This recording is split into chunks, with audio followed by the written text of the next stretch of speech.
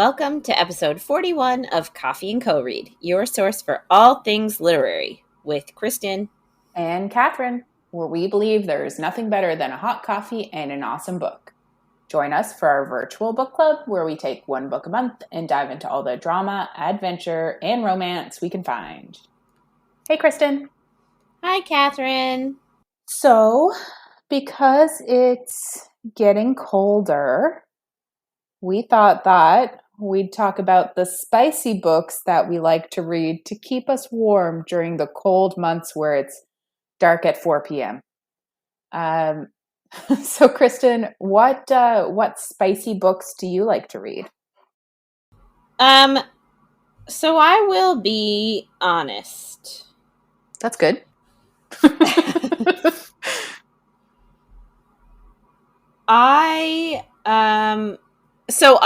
I really like spicy books. Mm-hmm. Like, I'm totally here for it. And I find that sometimes you're just in the mood for it. Yeah. And the only thing I will say about it is I find that it's really hard sometimes when you're in the mood for something. Sometimes it's really hard to like, I keep thinking of things like that are, but they all sound really sexual. And since we're talking spicy books, like I don't want to, I'm just saying, like, it's really hard to right fit. Find the right fit, scratch that itch, like it works though. Satisfy the urge, like all these things I'm thinking of that are really overtly sexual connotations. That's not what I mean. I just mean, like, sometimes you're really in the mood for a certain type of book and it's really hard to find what you're looking for. 100% agree. I am struggling with that. Especially with spicy books, and like, because especially with the two of us, I'm speaking for you a little bit. Both of us are somewhat awkward. So like, there are certain types of like spicy books that I really don't want to read because they're awkward as fuck. Mm-hmm.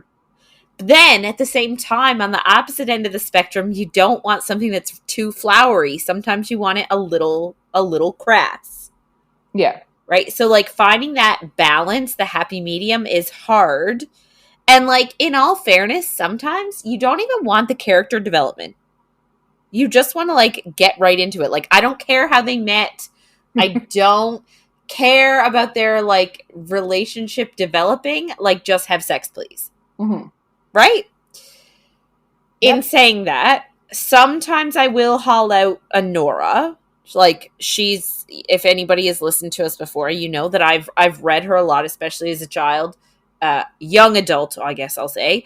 But like, again, she's sort of on the flowery end. She does a lot of euphemisms. It's like, you know, he, like, her molten core sort of a deal, and like, when he finally came home, and then they, like, she jumped off the cliff and he followed soon after. Like, it's very much euphemisms all over the place with Nora. Mm-hmm. So, like, sometimes it doesn't really satisfy what you're looking for. Yeah. I find sometimes, like, if my mind wanders during, like, I've only read 2 complete Nora books and I've started a third one. But I find on some of the sex scenes, I'm like, if I wander a tiny bit, I'll come back and I'll be like, wait, what just happened? Yeah. What does that mean? Yes. Yeah, no, like, it's 100% true. You have to, like, think about what that... Yes, you really do. So yeah, no, it's tricky sometimes. I've read a few Harlequin, and again, sort of like I feel the same. Like, they're a bit too flowery.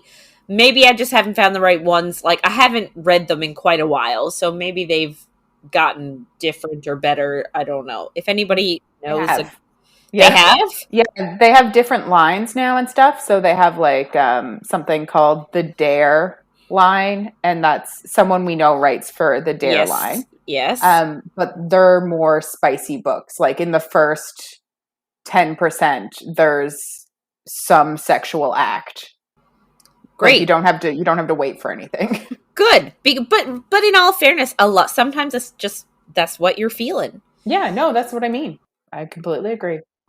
I have had some success on those apps, and I feel like other people probably don't get the ads for them like I do, but like right now I've got 2 on my phone. I've got Radish and Gality, and so they're like those people that have self-published books. Mm-hmm. So like the storyline and the character development is usually not amazing. Like sometimes, I'm not gonna lie, it's downright trash. But but a lot of those people, they write good sex scenes. Mm-hmm. And like, you know, they're not shy about how they describe things. Mm-hmm.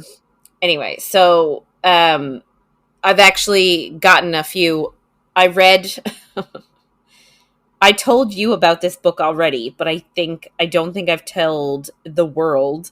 I found one about a girl, and she had triplet mates. Like, they were all werewolves, and they would all have sex with each other, and it was just her with 3 dudes, and they would literally be in every single orifice that she possessed. So like, one guy would be in her mouth, one guy would be like in her vagina, and one guy would be upper butt, and like that was all their sex scenes. So those were pretty interesting.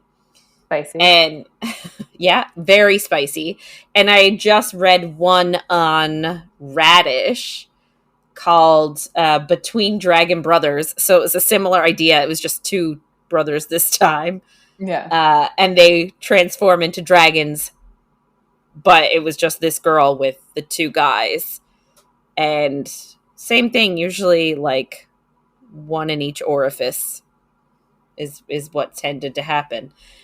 But so, yeah, I don't know, like there's just something about the ones on those apps. I guess the trouble is finding the good ones out of the crappy ones. Mm-hmm. 'Cause like I've also read ones that I thought would be really good, and then not only did it take ages to get to the sexy stuff, it wasn't where I wanted it. It just wasn't at the level that I wanted it to be. Yeah.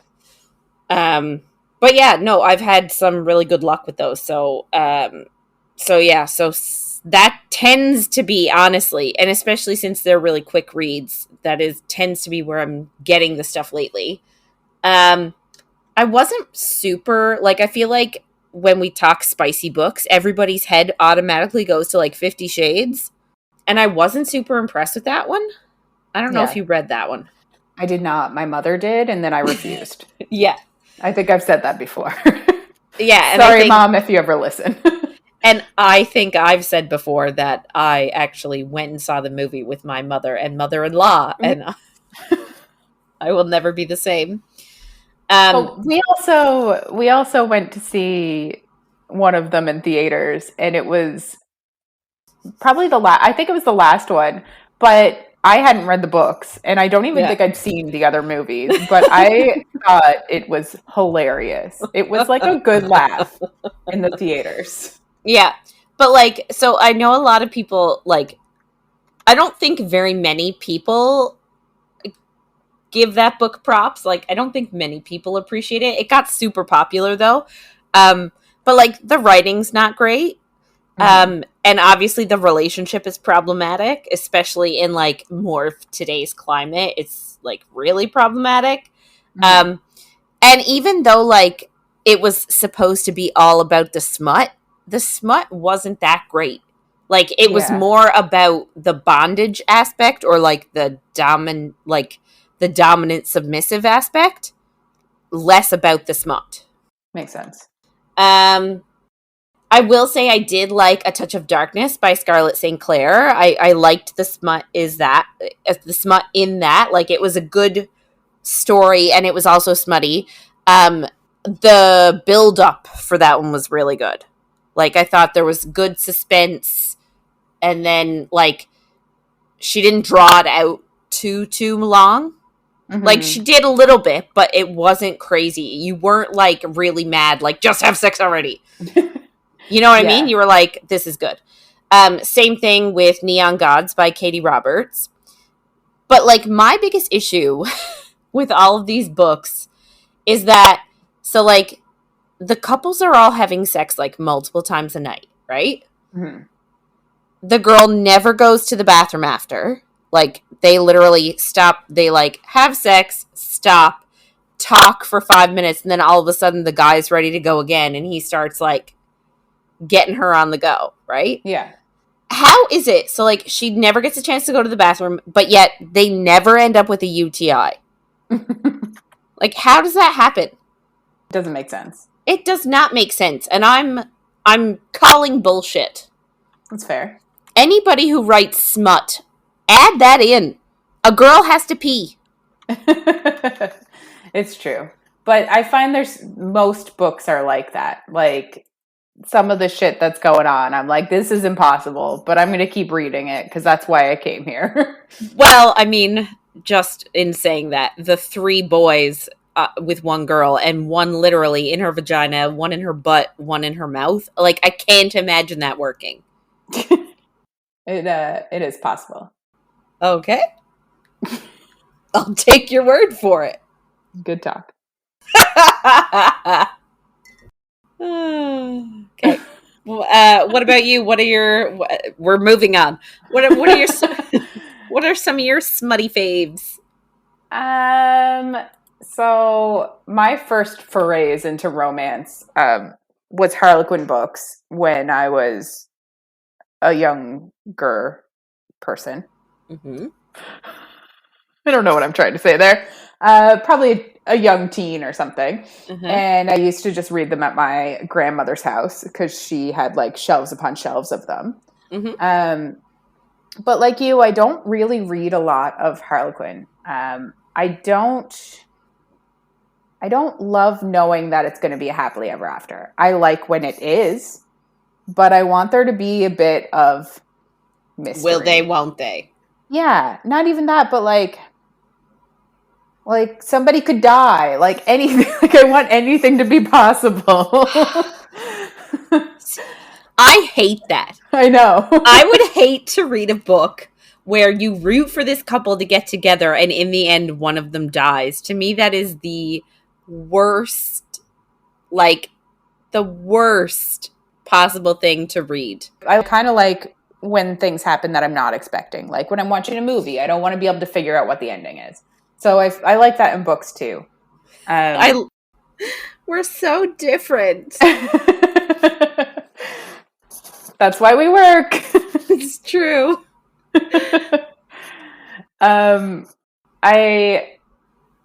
As for like specific books, I guess, I do have a go-to book. It's more of a romance. It's not super smutty, but The Hating Game by Sally Thorne. Just whenever I am feeling sick, I love reading that book because there's one scene in it where the main female character is sick, and it's just like everything my heart needs. Sounds nice. Because it's like an enemies to lovers too, and then it's like the first time, even though anyway, it's not to give the book away, but I love it. Lately I've been reading a lot of Katie Robert, who like you just said, wrote Neon Gods in that series. I also read the 3 books that are out in that series, and I really enjoyed those. But in the last, I'm going to say 5 days, I read 4 books in her Touch of Taboo series. Ooh. And they are just pure smut. Like, there's no storyline. I guess there is a tiny bit of setup, like maybe a chapter of setup, and then it's like, bang, full on sex, nonstop. Sounds amazing. And that's what I wanted. So I read 4 of those. And then I read another book of hers. And now I'm reading, she has a vampire series, the Bloodline Vampire series. And I'm reading the first book in that, which I'm liking so far. The only issue I find is like, I find when you're reading one author, there's only so many different ways they describe scenes. And like when you're reading, like, especially at this point, is like, I'm on my 6th book in like, literally it's only been a week. So and they're pretty short books. So, but there's only so many different ways she explains things. And like when it goes to when I read different like series, then obviously she might repeat some things that another character liked or something like that. And I completely understand, like, no shame. A lot of people do that kind of thing where they talk about things. But I think I need to like take a refresher, which is completely reasonable. Yeah. I have been on a very hard kick of her straight sex books lately. There's only so many ways you can write a good sex scene. So, but that's true. I'm loving them. Awesome. I'll also give an honorable mention to Hold Me Under by Riley Nash, which I loved. It's angsty and it's a gay couple. And I chatted about it during our LGBTQ plus podcast spinoff, episode. And of course, I also have to mention Den of Vipers because it didn't like hit 50 Shades levels of popularity, but it was very big on Bookstagram and Book Talk. So I just want to mention that one. That's the book with the 4 guys, and I sent you every sex scene that I read. Just screenshotted every sex scene. It's true. But so like for that one, so like I've discussed a couple of multi-male ones. So is she like, so for that one, because I didn't read that one, is she actually having sex with multiple, like a bunch of the guys at the same time, or is it single? Is she having like single relationships but with all 4 of them? So 2 of the guys in that one are brothers, and 2 of them are just like in the same like mob kind of thing. Yeah. And like there's scenes with multiple guys, but most of the scenes are like one-on-one with her. She just has multiple partners. Right. So there's a tiny bit of both, but it's mostly just like each relationship was kind of developing on its own. Sort of like a polygamist just person. Yeah, I think like this kind of book it's like a reverse harem book is what they call it. Because she's with everybody, but they're not all with each other. Right. Because 2 of them are brothers.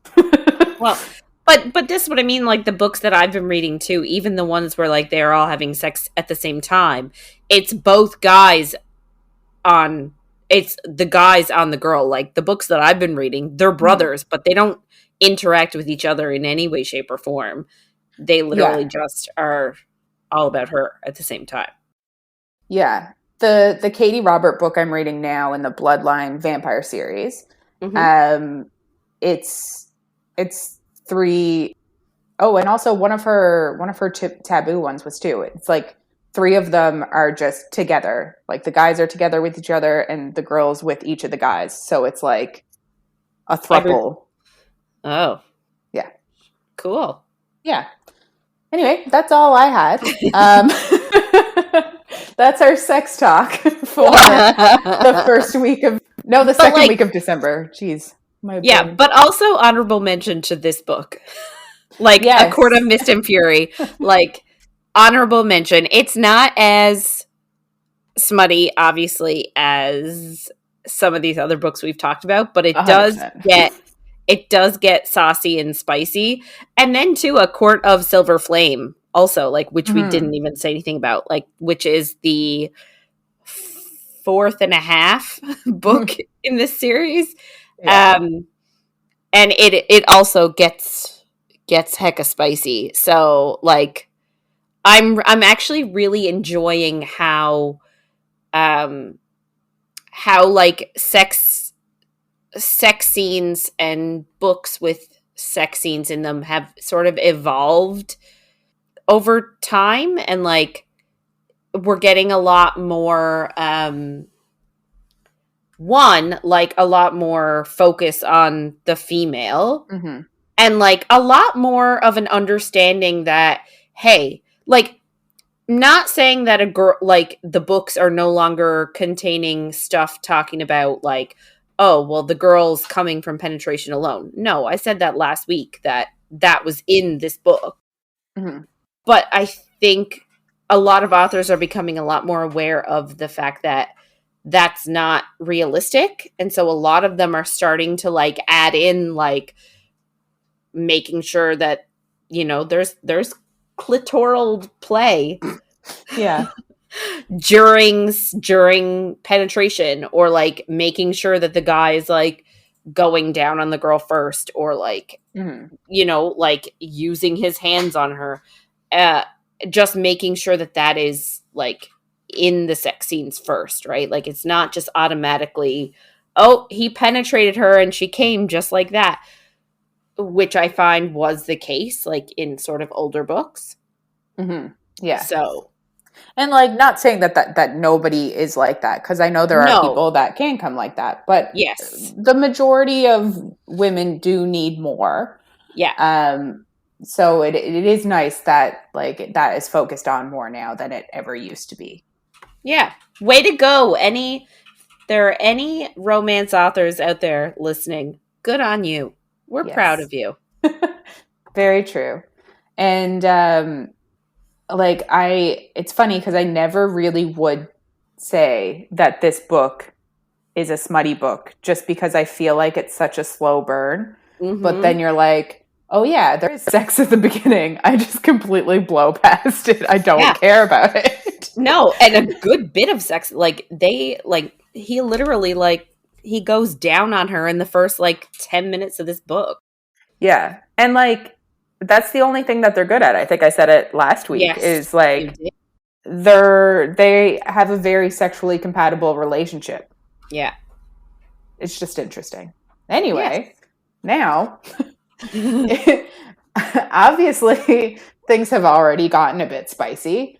And I don't really think we get very spicy this week, but obviously that is something that can come up in our podcast. And we are also not a spoiler-free zone. So this is week 2 with A Court of Mist and Fury by Sarah J. Maas. Woo! We're going to be talking about chapters 14 to 23. These chunks of book are very long. Like, I know we have 5 weeks for this book, but these episodes are ending up to be a bit longer than normal episodes. So just a heads up on that as well. P.S. My birthday's on Tuesday. Yay! Yay! So exciting. And my birthday's the week after. Your birthday is the week after. Yay! Last week, we ended with kind of a sad then happy moments. Tamlin trapped Feyre in the house, in his manor. Basically, while she was dying to get outside, she like just needed to before he even talked to her, and then she wanted to go with him and he said no, and then he literally locked up the house so that she couldn't leave, but anybody else can come and go, which is just like the worst. Insane. Jackass extraordinaire. Yes. He was technically trying to keep her safe, but he's just same. He's just so oblivious to what she needs that it's just like, that is not something that would keep her safe. Which again is strange though, because he's so in tune to her sexually. Yeah.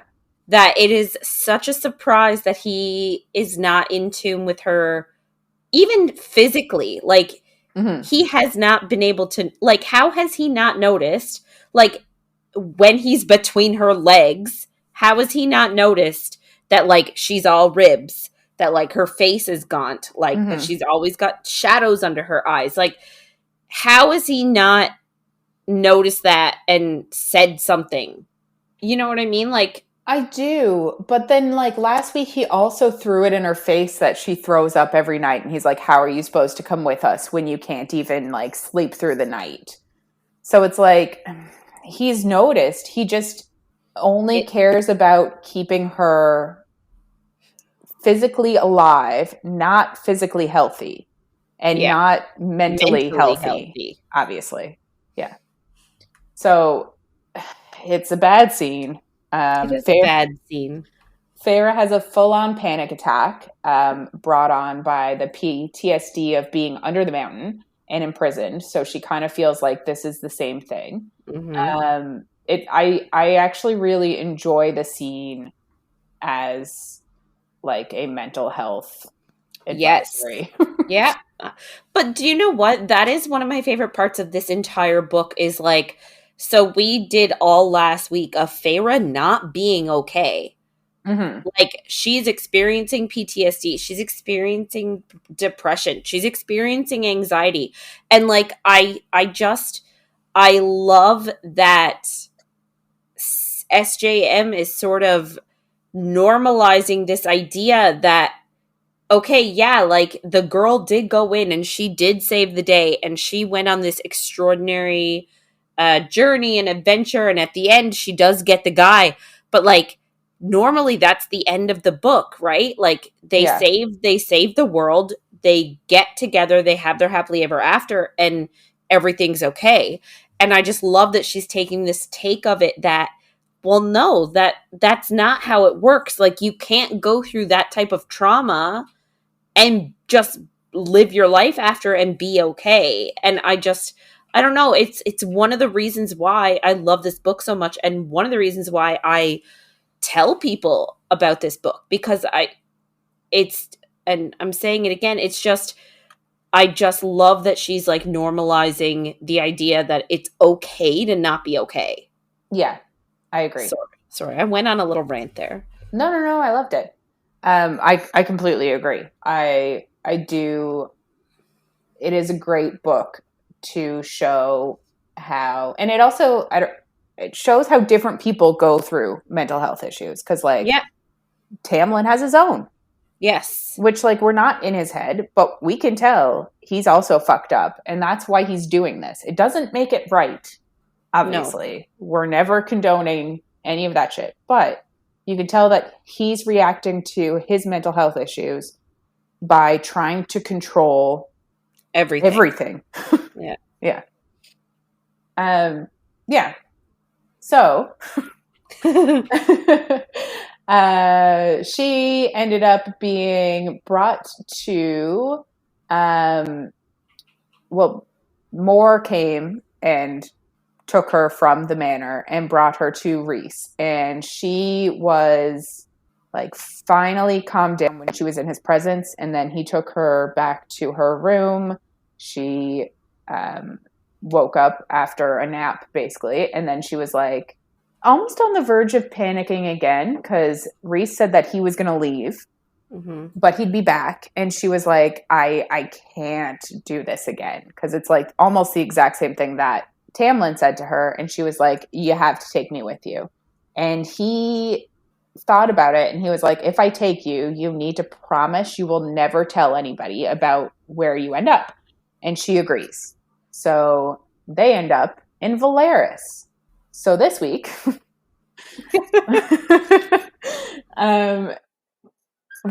she's in this house and he basically just says that it's one of two houses he owns and this one is only for his family.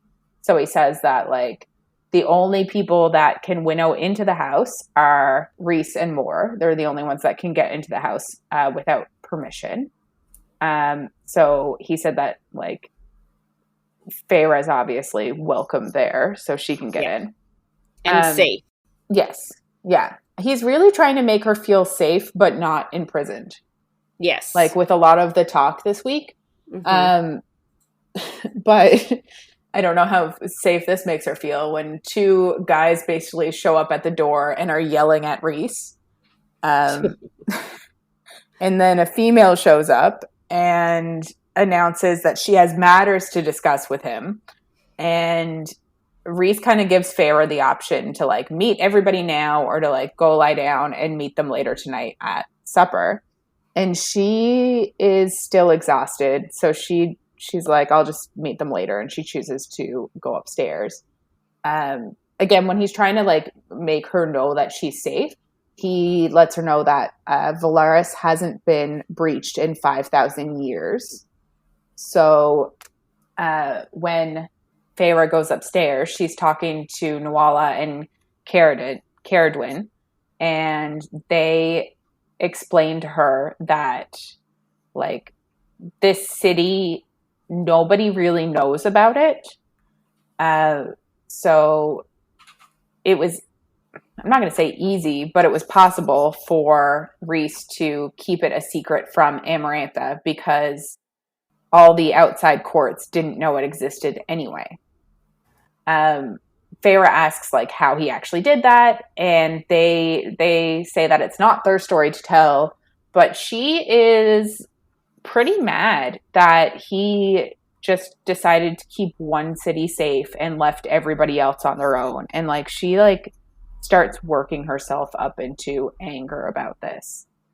They also kind of talk to Feyre a bit about like how Rhys keeps it more casual with his inner circle, because the two people at the door yelling at him, it's not like if this was Tamlin's house and two guys came and started knocking on the door and yelling at him, he would probably lose his shit. Yeah. But obviously Rhys is more casual with these people for sure. Well, we should just remember too that like Tamlin didn't really have people except for Lucian and Ianthe to an extent. Yeah. But like, and remember how Lucian was with him. Like, Lucian would maybe speak up, but as soon as Tamlin like laid down the law, that was it. Yeah. So like he was still really respectful and a little afraid of Tamlin. These guys, and even the girl, like none of them are showing that same fear. Yeah. Which is lovely. Yeah. It's different. And it's like, I feel like this whole book is, and not to get too heavy into what's going to happen, but like, I feel like this whole next part of the book is just comparisons between Rhys and Tamlin. For sure. And I think we've already sort of established from our own just biases that we sort of already know that Tamlin and Feyre might not be very compatible. Yeah. And this is like, obviously, if we're setting up a comparison between Rhys and Tamlin, we can sort of already identify who our other, you know, sort of who our triangle of the yeah. But I will say this never feels very triangle-y. It doesn't. I said it and it felt wrong.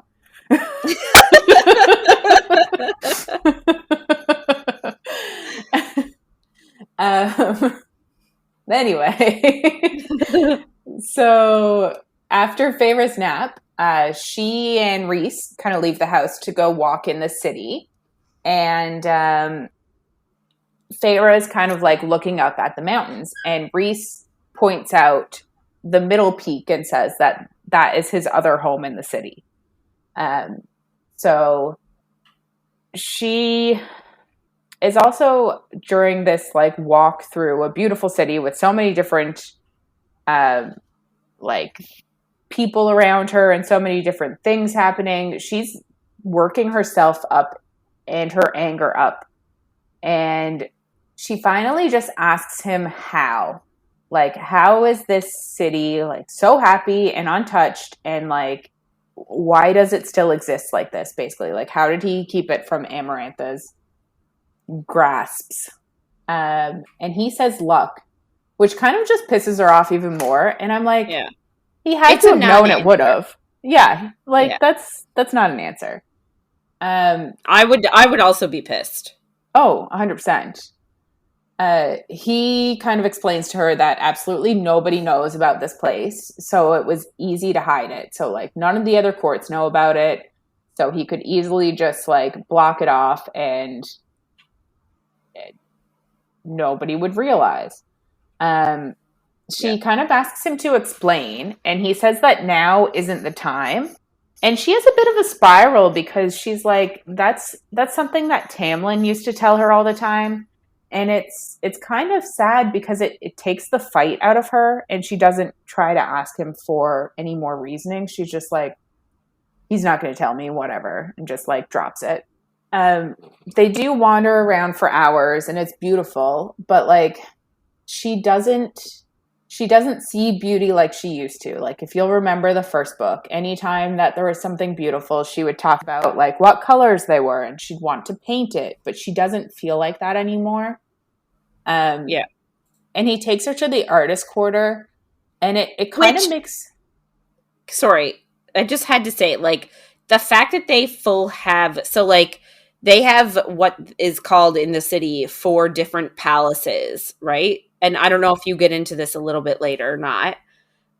So the 4 palaces, there's 2 for, there's 2 for, I think, food and, like, consumables. Then there's 1 for threads and jewels, so, like, a clothing quarter. And, of course, then they also have, like, an artist quarter. Like, they have a full, like... It's one of their biggest attractions, like one of their biggest, I don't know what else to say, but like, of course, the girl who loved in the past to paint goes to the secret city, and like they have this thriving artist quarter. I don't know. It's just very like convenient. Convenient, a bit coincidental, isn't it? Yeah. Yeah. I thought you were going to say that you thought that Rhys should have known better. Oh, like, to take her? Too. It's a bit too soon. It is very soon. Like, and she literally just had her breakdown that day. Yeah. And when she gets there, she does spiral a bit. And it's very much like when Tamlin gave her the painting kit. Mm-hmm. And she's just not ready to be there. Yeah. Which is fine too, obviously. And Rhys kind of says that he'll take her back when it's nighttime, because that's like when the city is meant to be seen. Feyre notices that like a lot of the Fae around, like there's a lot of different species of Fae. Yeah. Are they different species? I guess so. Well, I guess they're all either high Fae or lesser Fae. Yeah, but there must be different species within the lesser Fae. Because there's Illyrians and there's then adders. There's like the water wraiths and the adders and the okay, so well, listen, if they're not species, well, we don't know the word. We don't know it, so we're just gonna say species. Yeah. So they're all kind of just like out there together, the lesser Fae, the high Fae. There's no real division, it doesn't seem like to her, between any of the people there. Unlike Lucian's comment, the high Fae were born to rule. I'm going to keep bringing that up forever because it just proves what a dickhead he is. That's fair. Yeah. She kind of is like, oh, this is different. And probably in a good way. But she's also still a little furious that none of these people had to deal with what she had to deal with and what everybody else did. So, like, if you'll remember the Spring Court, any of the lesser fairies were basically in camps where they were under the mountain. Yeah. So, like, if these people had have been, if Amarantha knew about them, they would have been put down there as well. So she's kind of mad that they're like out here without having to deal with that.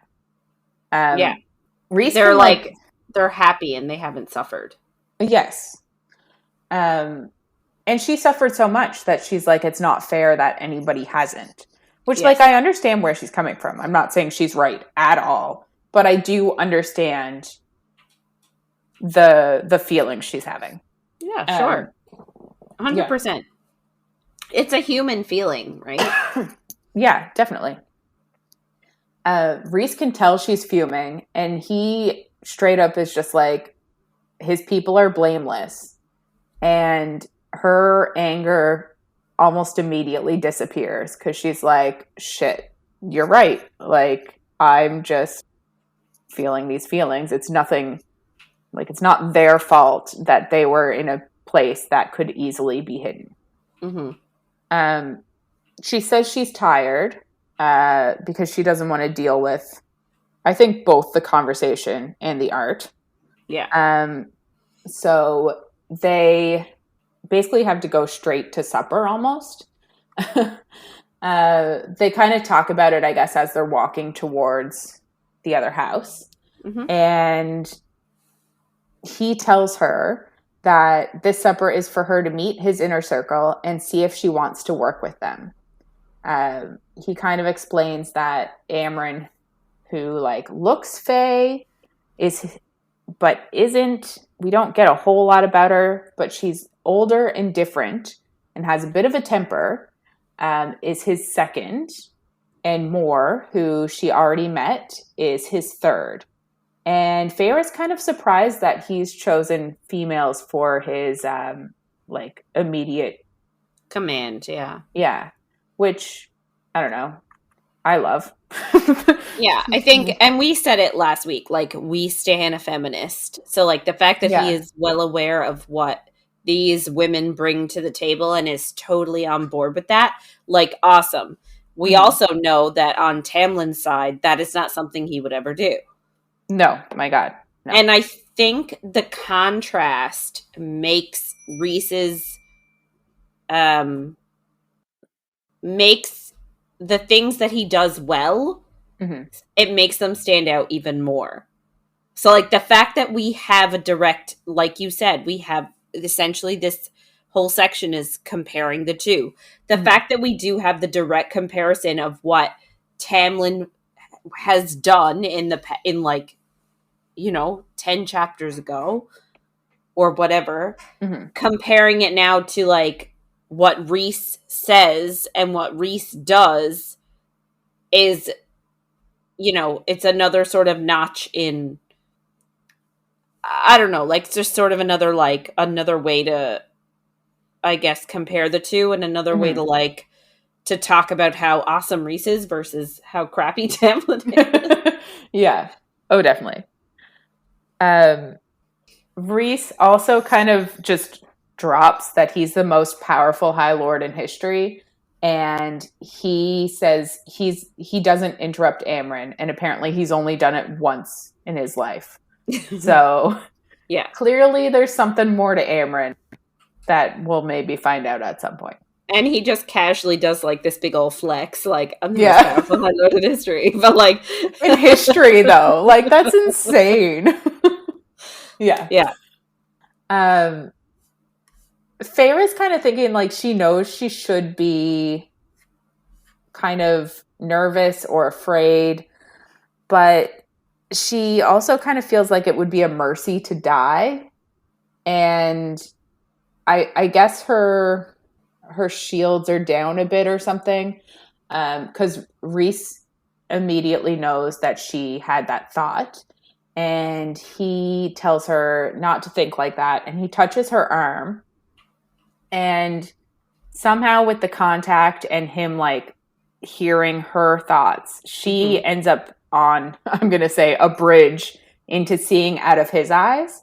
And it's the first time that she can see how she actually looks. And like you said earlier, how gaunt she is and how, like, starved in general, but also starved for joy, I think she also says she is. And she didn't really realize it before, because I guess it's hard to see when it's happening and you see yourself in the mirror every day. It's harder to notice, obviously, than if you don't see yourself for a while, or if you don't see somebody else for a while, is the more normal part. Anyway, so she can finally notice it, and anyway, she goes back into her own head, and Rhys is like, how did you do that? But obviously she has no idea. Like, Right. how would she know? I mean, she hasn't been able to practice with her powers. No, she's not allowed. God. He asks if she's done it before, and she just thinks of Lucian, and he hears, like, he gets that from the bond. And he also kind of hypothesizes that because she has a tiny bit of his power, his shield might have mistook her and just, like, let her in. And that's why she could get into his head. Yeah. So, yeah, for Rhys. So that's definitely an interesting theory that will come into play next week. So Rhys tells her that Damati are, like, the name for people that can go into other people's minds. And, of course, it's super rare. Of course it is. Yeah. So obviously Rhys has it, and we can probably assume that Feyre got this power because she has a tiny speckle of Rhys's power. Yeah. He tells her that they're going to the House of Wind, which is that giant mountain. Yeah. Which is, like, on the top of the mountain, basically. Yeah. And it's warded against winnowing, which is pretty dumb. So they either need to, like, it makes me wonder how his father got up there. His father could winnow. Oh, right. His father didn't have wings. Yeah. Interesting. I guess maybe his mother had to carry his father. Maybe. Anyway, that's just a little sneak peek for what we talk about later.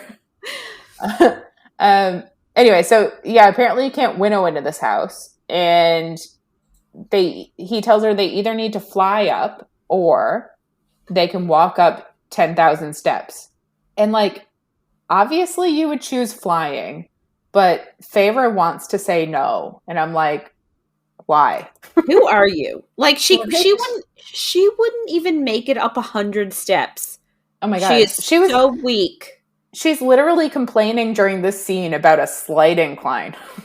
So, which, like, I relate. I understand sometimes. Sometimes I don't want to walk up a slight incline. But I definitely don't want to walk up 10,000 stairs. Exactly. Like, yes, carry me, please. Mm-hmm.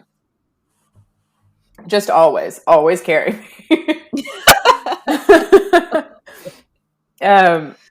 So he tells her that, like, they can leave this supper whenever she wants, no questions asked. Like, if she starts to feel overwhelmed or anything like that, he'll take her and bring her back to the original house they were in. Mm-hmm. Well, not the original one from last week. The townhouse. The townhouse, yes. Yeah. He has too many houses. He does. Well, I think we're at 3 now. And we will end up at 4 eventually. Yeah. Maybe even 5. Wild. I'm going to say it. Yeah. So I think we will differentiate between them. So the House of Wind is, like, the one that's really high up on the mountain. Mm-hmm. And then the townhouse is sort of the more casual one that they're staying in the middle of town. Yeah.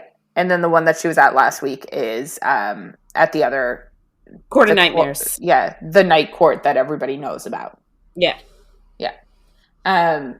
So he basically tells her that she can leave whenever she wants. And he's kind of like, it's your choice. And it's always her choice. It's really a theme that is starting with him, that he wants her to have choices, mm-hmm. which is something that she didn't really have with Tamlin. So they obviously end up flying because ain't nobody walking up 10,000 steps. Nope.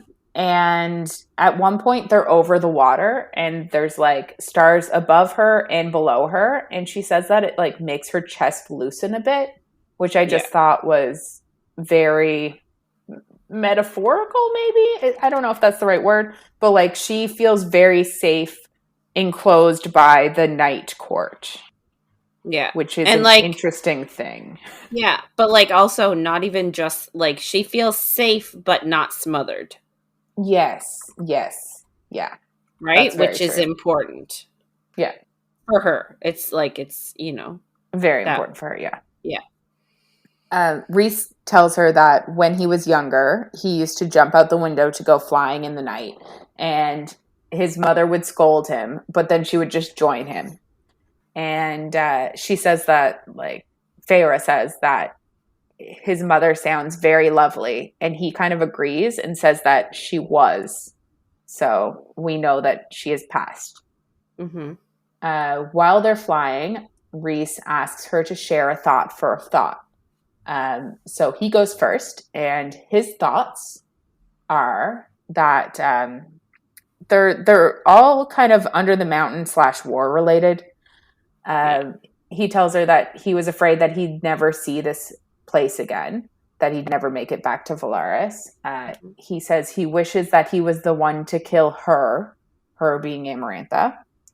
And he's worried with war coming that it might be a long time before they're able to have a night like this again. Feyre's thoughts are more to do with Tamlin, really. Which makes sense, yeah. Yeah. She tells him that she must have been a fool in love to have let him keep her from seeing any of the spring court. And she kind of worries that maybe she would have like just stayed his prize if he didn't push her to leaving. She thinks that maybe she fell in love with the first person who showed her kindness and safety. Back when she was human. Yeah. And I think that's kind of a thing that she struggles with, is that like she isn't human anymore. She's kind of a different person, and that has to be hard. She also says that maybe he knew that, which I don't know if I can give him that much credit. And she says maybe it worked for her before, but it doesn't now. And I think in her head, she kind of says that like it feels very hateful and selfish of her to like think this way, but it's the truth, which you can't really help how you feel.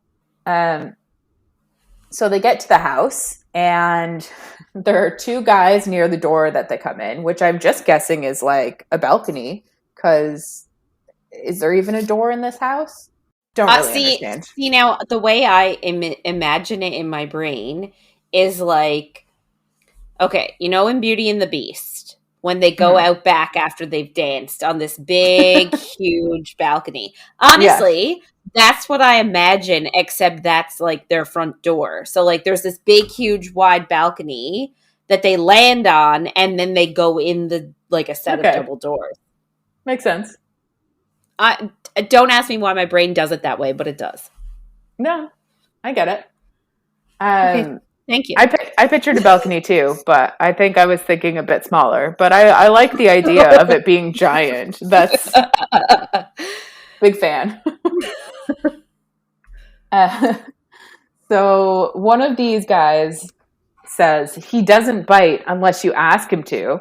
Like, which is the most dumbass pickup line ever. But like it's everybody uses it. Like, I don't bite hard, or you know what I mean? Like, it's just such a bad joke. Oh, it is. But this person is Cassian. Yes. And Rhys makes a joke back that nobody's ever taken him up on it. And Feyre, kind of like me and you and everybody else in the world, wonders why nobody has, because apparently he's super hot. Which, I mean, but in fairness, we all know people have definitely taken him up on it. Oh, 100%. Yeah. I would. Yeah. Same. Yeah. Yeah. Well, Feyre almost says that she would. Which, I'd be there for that too. Yeah. The second male is cloaked in shadows, and his name is Azriel. And he goes to shake her hand, and she notices that he has burn marks all over his hands, which is just a note. Azriel calls Rhys his brother, and Feyre's kind of a bit confused because they don't really look much alike. But he just explains that they're brothers, kind of like all bastards are brothers. And Cassian tells her that he commands Rhys's armies, which is plural, multiple armies. Yeah. Cassian then asks her how she managed to make a bone ladder when it looks like her bones will snap themselves. which I think is kind of like it's a bit shitty. Yeah. Because like she was not that she was I don't know, not that she was being starved a bit at that point too, because she had like moldy food. So I don't know what type of shape she was in, but I'm assuming she was probably in better shape then than she is now. Yeah. It's just a bit shitty. So they obviously know who she is, but they likely weren't under the mountain based on that comment. Yeah. So like the thing that I liked about that comment, and I know you're sort of like, oh, is that a little bit of a shitty thing to say?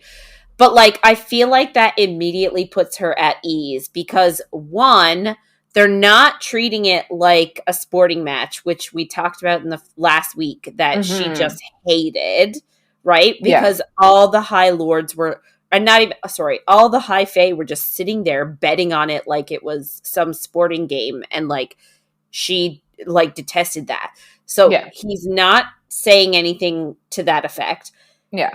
Then he also like, because he says it like that and is like sarcastic and sort of insulting, she also automatically knows he's not going to treat her like the savior, like this irreverential sort of like superior being, which is another thing that she's been dealing with that she also hated because she doesn't feel worthy. So I feel like he really puts her at ease with that comment because he's teasing her. So that like makes her be like, oh, good, he's not going to treat me like I'm some sort of savior. And also saying, well, you know, like he bringing it up to say, listen, I know what happened to you, but also not being like, oh, that was wicked, dude. Like, you know what I mean? Yeah, because it literally was last week. Two guys were like, "That was so cool the way you did that." It's like it is different, but and I do think that we needed this moment so that she could kind of answer and have a bit of spine back to him because she does answer and she is a bit saucy back, and like I do think that is needed.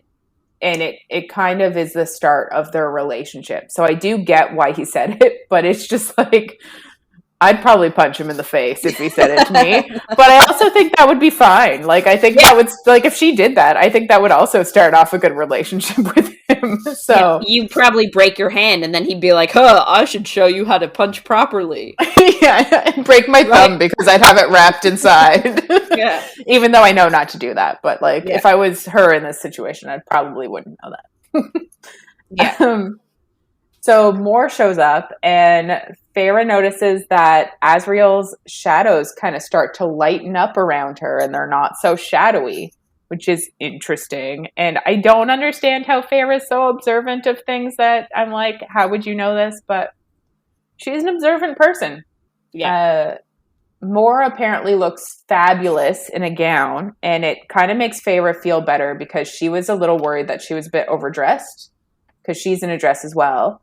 And the two boys, I'm going to call them boys, are in their fighting leathers. So they aren't dressed up very much. But Moore comments that she wanted to impress Feyre, which I think is adorable. I know. I love Moore. But like at the same time, I hate that Feyre felt like she had to wear a dress. And the only reason she felt that way is because Tamlin has been sort of conditioning her to dress up at meal times. And like, she was like, oh shit, I'm meeting like his second in command, his third in command. I have to be dressed up. Yeah. But like, I feel like it should have been on him to sort of be like, this is a very casual. I feel like Rhys should have said like, P.S. This is super casual. You don't have to dress up if you don't want to. Yeah, I think so too. Or at least, no, he didn't. Or at least like Nuala and they could have said something to her of like, I don't know. They could have given her options or something. Because she does say at one point that like, oh, her pants and sweater would have been fine. Yeah. So, but I don't think, she doesn't really think about it much more. So I don't think that she's super uncomfortable other than like that first moment when she was like, oh shit. Because I think even the boys say, they're like, why did you make her dress up? Yeah. which is like pulling attention to it, which is kind of a bit rude too. They're not nice boys. which I'm okay with. So, Amren then shows up before Mor can really talk much to Feyre. And we get Feyre's first impressions of Amren. And it's basically just fear. And she can tell immediately that she's different than normal Fae. And she has silver eyes, which I guess is unnatural in Fae, and obviously also unnatural in humans. Just something that I kind of noticed. I think that Amren could have been a character that uses they, them pronouns. Like, I don't know if we really get into it when we find out more about her later. I don't think that she really had a gender when we get more about her backstory, but I don't know if that's true. Anyway, that was just... Yeah, like, I don't know. Obviously, I just know that they always refer to her as her. Yeah, no, I know. But I do agree with you. Like, I don't think the gender thing makes that big of a difference in her character development. No, and especially knowing about her character. Yeah. Like, in the next book, we find out a bit more. Anyway, I just feel like it I don't want to say a missed opportunity, because, like, it's not my spot to tell anybody what they need to put in books. I just think it was a possible spot that there could have been some more representation. Yeah. Anyway, just a note. The first thing that Amren says to Feyre is, so there are two of us now. And she explains that they were both born something else and then found themselves trapped, is the word she uses, in strange new bodies. So obviously it makes you wonder what Amren's original form was. Yes. Obviously Feyre's was human. And then she also mentions a third who also started human and then was granted long life. So it seems like maybe her body wasn't changed, but she was just granted longer, like, I'm going to call it immortality or Fey life. Yeah. And that's Miriam. And she kind of just comments, Amren does, that it's interesting that it's happening again at such a tumultuous time. Amren also kind of just stops mid-sentence after smelling Feyre. And she looks over at Rhys, and he just nods. I really liked a lot of the banter in this section, I gotta say. Like, Rhys calls it a family supper at one point. And like I've said a million times, it really shows the differences between Rhys and Tamlin and how they treat their court. Like, obviously there's not many people in Tamlin's court, but maybe that's also a sign as well. But these people get along very well. They tease each other, and they're all able to input in the conversation. It is more like, yes, obviously Rhys is the High Lord, but it seems almost more like democratic amongst the group. Right? Like, they are allowed to have input, and if the input is valid, then it's valid. Like, it's not immediately dismissed because it's not what you want, which is, I think, Tamlin's sort of MO. Like, if it's not what he wants, it goes away. Exactly. Yeah. And I don't know, it really is more like a family dynamic. And like, nobody sits at the head of the table, whereas Tamlin always sat at the head of the table because he's the boss. So there's just like so many differences that you can notice, but it's just, I like this scene for them. Mor is also just pretty bubbly and kind of cutie. And it makes Feyre wonder, like, what kind of powers Mor has to be Rhys's second. And apparently she got into a fight with Amren. So, like, she has to have some kind of power that is not obvious if she's this high up in the court. Cassian just takes Amren's plate from her and says that he'll never get used to her not eating, and then he takes half of the food and scrapes it on his plate, and then he gives the second half to Az. It's just like, what the fuck is going on? Az apologizes to Amren because Cassian didn't ask before he took it. And Amren just kind of scoffs and says, like, if you couldn't train him over all these years, you're not going to be able to now.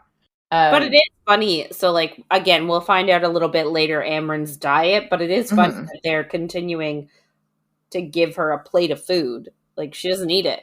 Yeah. I think it's just extra food for the boys. Yeah. Or they just don't want to make Feyre uncomfortable. Might have been why. Maybe. But then that might have been the reason why she had a plate originally. But then Cassian being like, this is funny. Who gave you this plate? And taking her food is like, why? He missed it. He's a bit oblivious. Yeah. I do find it a bit odd though that, like, I don't know. There was a few points when Cassian was teasing Amren and the other people were kind of like shocked by it. And I don't find that as believable because all of these people have such a long relationship that I'm like, there has to be some level of teasing that they are used to with Amren, or like none of the future, this book or the next books make sense with where her relationships go. Do you know what I mean? I guess. Because, like, there was a few times when Cassian's kind of teasing her, and then people are like, oh, you can't talk to her. Like, they're kind of, like, look scandalized by some of the stuff he says, or, like, the actions he does. And it's like, he has to have been doing this for a long-ass time. Yeah. Like, this is not new. So I don't know. I can see Feyre being shocked that he's being so casual with her, but the other people being shocked, it just seems odd to me. Just, I don't know. Yeah, I guess. Especially knowing where everybody's relationships end up going in future books. I'm like, there's no way that her character development with everybody would develop that much in less than a year when apparently they're still, like, deathly afraid of her at this point. I wouldn't say that they're afraid of her, though. Like, I know Rhys did the whole thing of, like, oh, I've only interrupted her once. But, like, I don't know. Like, to me, I can't imagine them being afraid of her at this point. Because, like, they all hang out, like, all the time. Well, that's what I'm saying. But there's two, like, specific scenes where, like, Cassian says something to her, and then, like, Feyre notices that everyone else, like, kind of tenses up. So, like, maybe her and Cassian had a fight yesterday that I don't know about. And maybe that's why this scene is like that. But I just thought that there were two moments that I specifically was like, they wouldn't act like this after being around each other for, I'm assuming, hundreds of years. Yeah. But anyway. Not wrong. Feyre keeps looking at Asriel's, I'm going to call them jewels, for lack of a better word. Mm-hmm. He has blue gems in his gauntlets, and Cassian has red gems. And Asriel kind of notices and tells her that they're siphons, and they concentrate and kind of focus their powers. And then Rhys explains that, like, Illyrians tend to have explosive power, which is hard to control. So the siphons make it so that they can, like, do smaller things with the power, like making shields and directing attacks, as opposed to just exploding shit. Feyre then tries to ask Az how he and Lord Cassian, but she can't even finish the sentence because Cassian basically spews his wine all over Mor and tells her that he ain't no lord. Yeah. So... And, like, she's embarrassed about it, too, because, like, he's, like, laughing hysterically, and they're all sort of laughing, like, ha, ha, ha, the idea of him being a lord is hilarious. Yeah. And she's just sort of like, shit, what did it, like... What'd I say? What is happening? Yeah.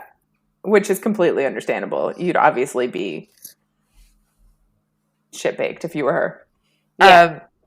Rhys actually tells her that Mor is the only titled person in the room. So...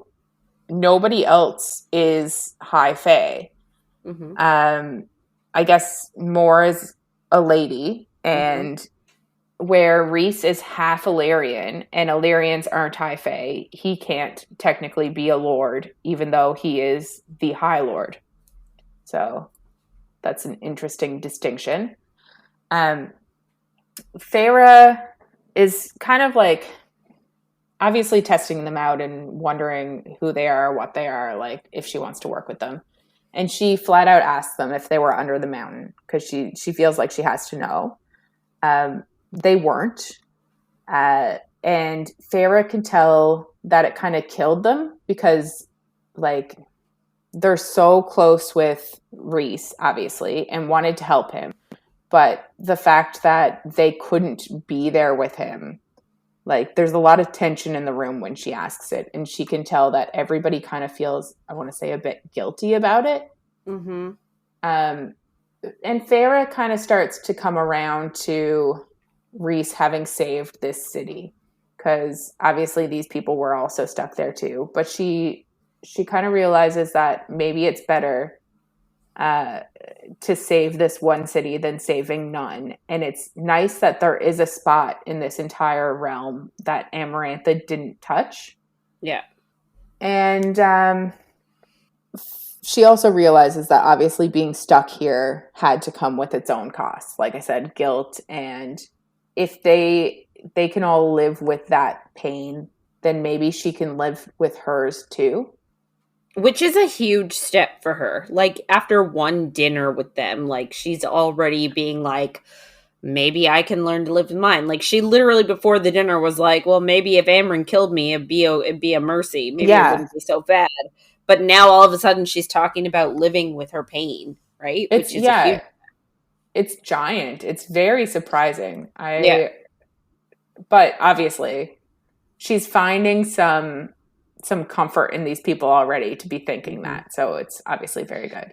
Well, I also feel like that they're not hiding their grief a little bit, right? Like, she asked them if they were under the mountain and she could see it on their faces that they felt bad that they were not there. They could see the affection they all have for each other. It's not the same when she's in the spring court because everybody just keeps everything bottled inside. No one talks about anything. They all wear a mask. Sorry. I had to. Yeah.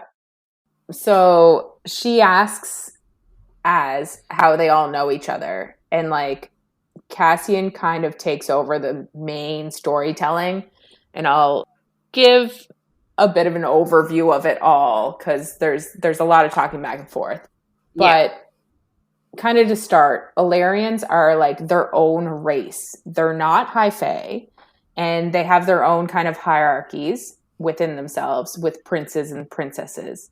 So bastards are pretty lowly on their scale of, like, classes. They're also incredibly brutal and patriarchal, which we get a bit of.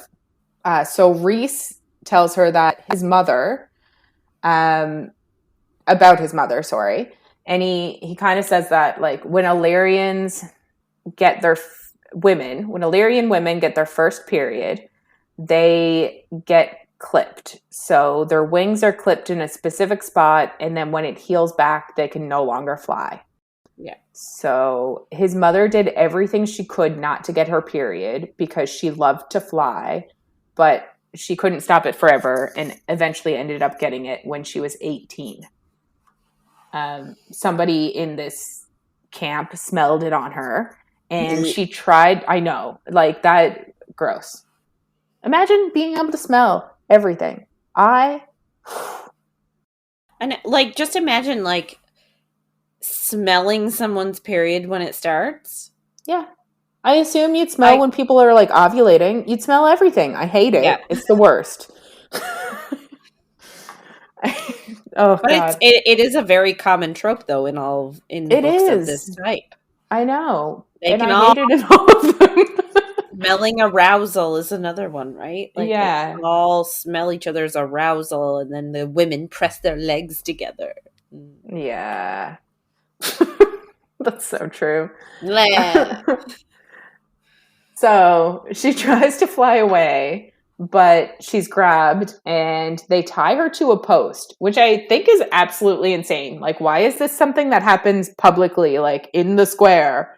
It's Although, to be fair, like the way I took it to be like normally they wouldn't do it in public, okay. but because she tried to fly away and escape and then they brought her Yes, back, I think then it became a public thing.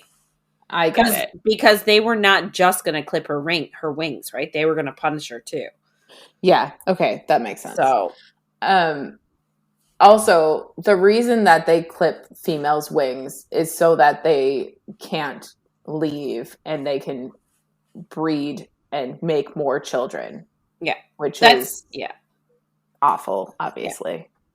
But do you know what? Like it is an accurate representation of how some countries and some societies and how they still view women, like, right? Mm-hmm. There are Yeah. some societies out there that still see women as breeders, and that is it.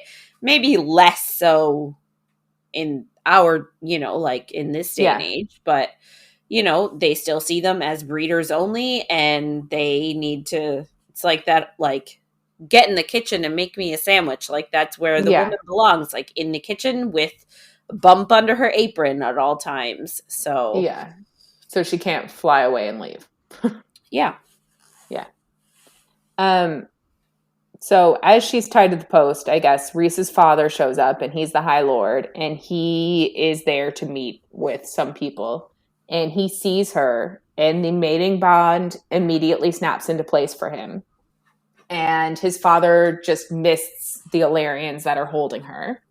And Rhys kind of explains misting by misting a lemon above the table. And like the lemon juice, peel, and all just becomes mist. So it's just like yummy scented mist. And then obviously misting a person is not as yummy and it's gore and blood.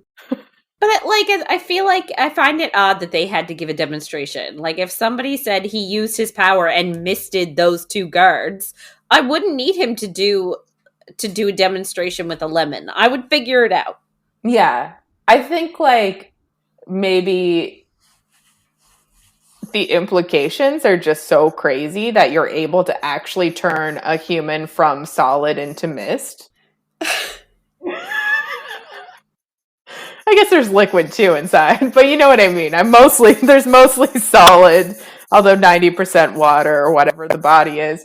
You know what I mean. Yeah. So I kind of get it. But anyway. Rhys also says that his mother tried for decades to get his father to ban clipping females, but the war was coming. This is the war 500 years ago. And he needed the Illyrians to fight for him, so he didn't want to alienate and anger them. Mm-hmm. Which you can kind of understand, but it's also like, obviously he's not a female or he would have fought for this.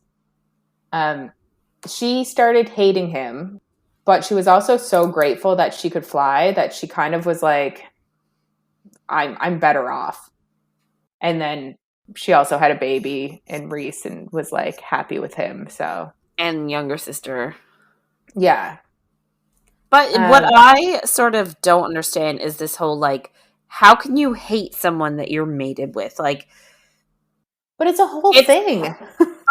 But this is what I mean. Like, I don't understand how the mating bond works in this instance, because like, isn't the mating bond, and I think it's described later as like this deep, abiding connection with this person, and like you cannot bear the thought of them coming to harm. You cannot bear the thought of them being in like another area without you, and like I just don't understand how you could hate someone but feel that connection. I kind of feel like in this case, I can see it because she doesn't agree with his actions. Like, she loves him as a person, but as a ruler, she can't get behind what he is doing. And I think it's the same thing that happened with Tamlin's parents. Like they were also mates, but his mother didn't agree with what his father was doing. So like, I don't know if it's just that, like they didn't, I don't know. I don't know if it's that mates are who will physically make the best child, which is just like that, like we don't really get what the exact definition of a mate is. And I kind of think that there's a mating pair that is going to go downhill in one of the books coming out later. And I wonder if this is like the groundwork for it to be like, some mates are awful together. Yeah. So but I don't know. I don't think we know enough about mates to really understand why some mates hate each other. Right. Yeah. Good point. When Rhys was 8, his mother brought him to an Illyrian camp and basically just like threw him in the fighting ring, which is apparently the norm for Illyrians. His mother kind of wanted him to learn how to physically fight without his power because she didn't want him to solely rely on like magic. Yeah, I was like, do they call it magic in this world? I don't actually know what they call it. I think they do. Okay. Brain not working. So Rhys kind of tells her that he had a lot of power and it like was coming on every day. He'd be a bit stronger, and he tried to use siphons to control it, but he ended up like exploding a dozen. And I guess it's because he had high Fey and Illyrian. So like Illyrians control their power with siphons if they have too much, but where he wasn't fully Illyrian, siphons didn't work for him. So yeah, he was told that he wasn't allowed to use his magic while in the Illyrian camps because they didn't really understand it and they probably feared it. Yeah.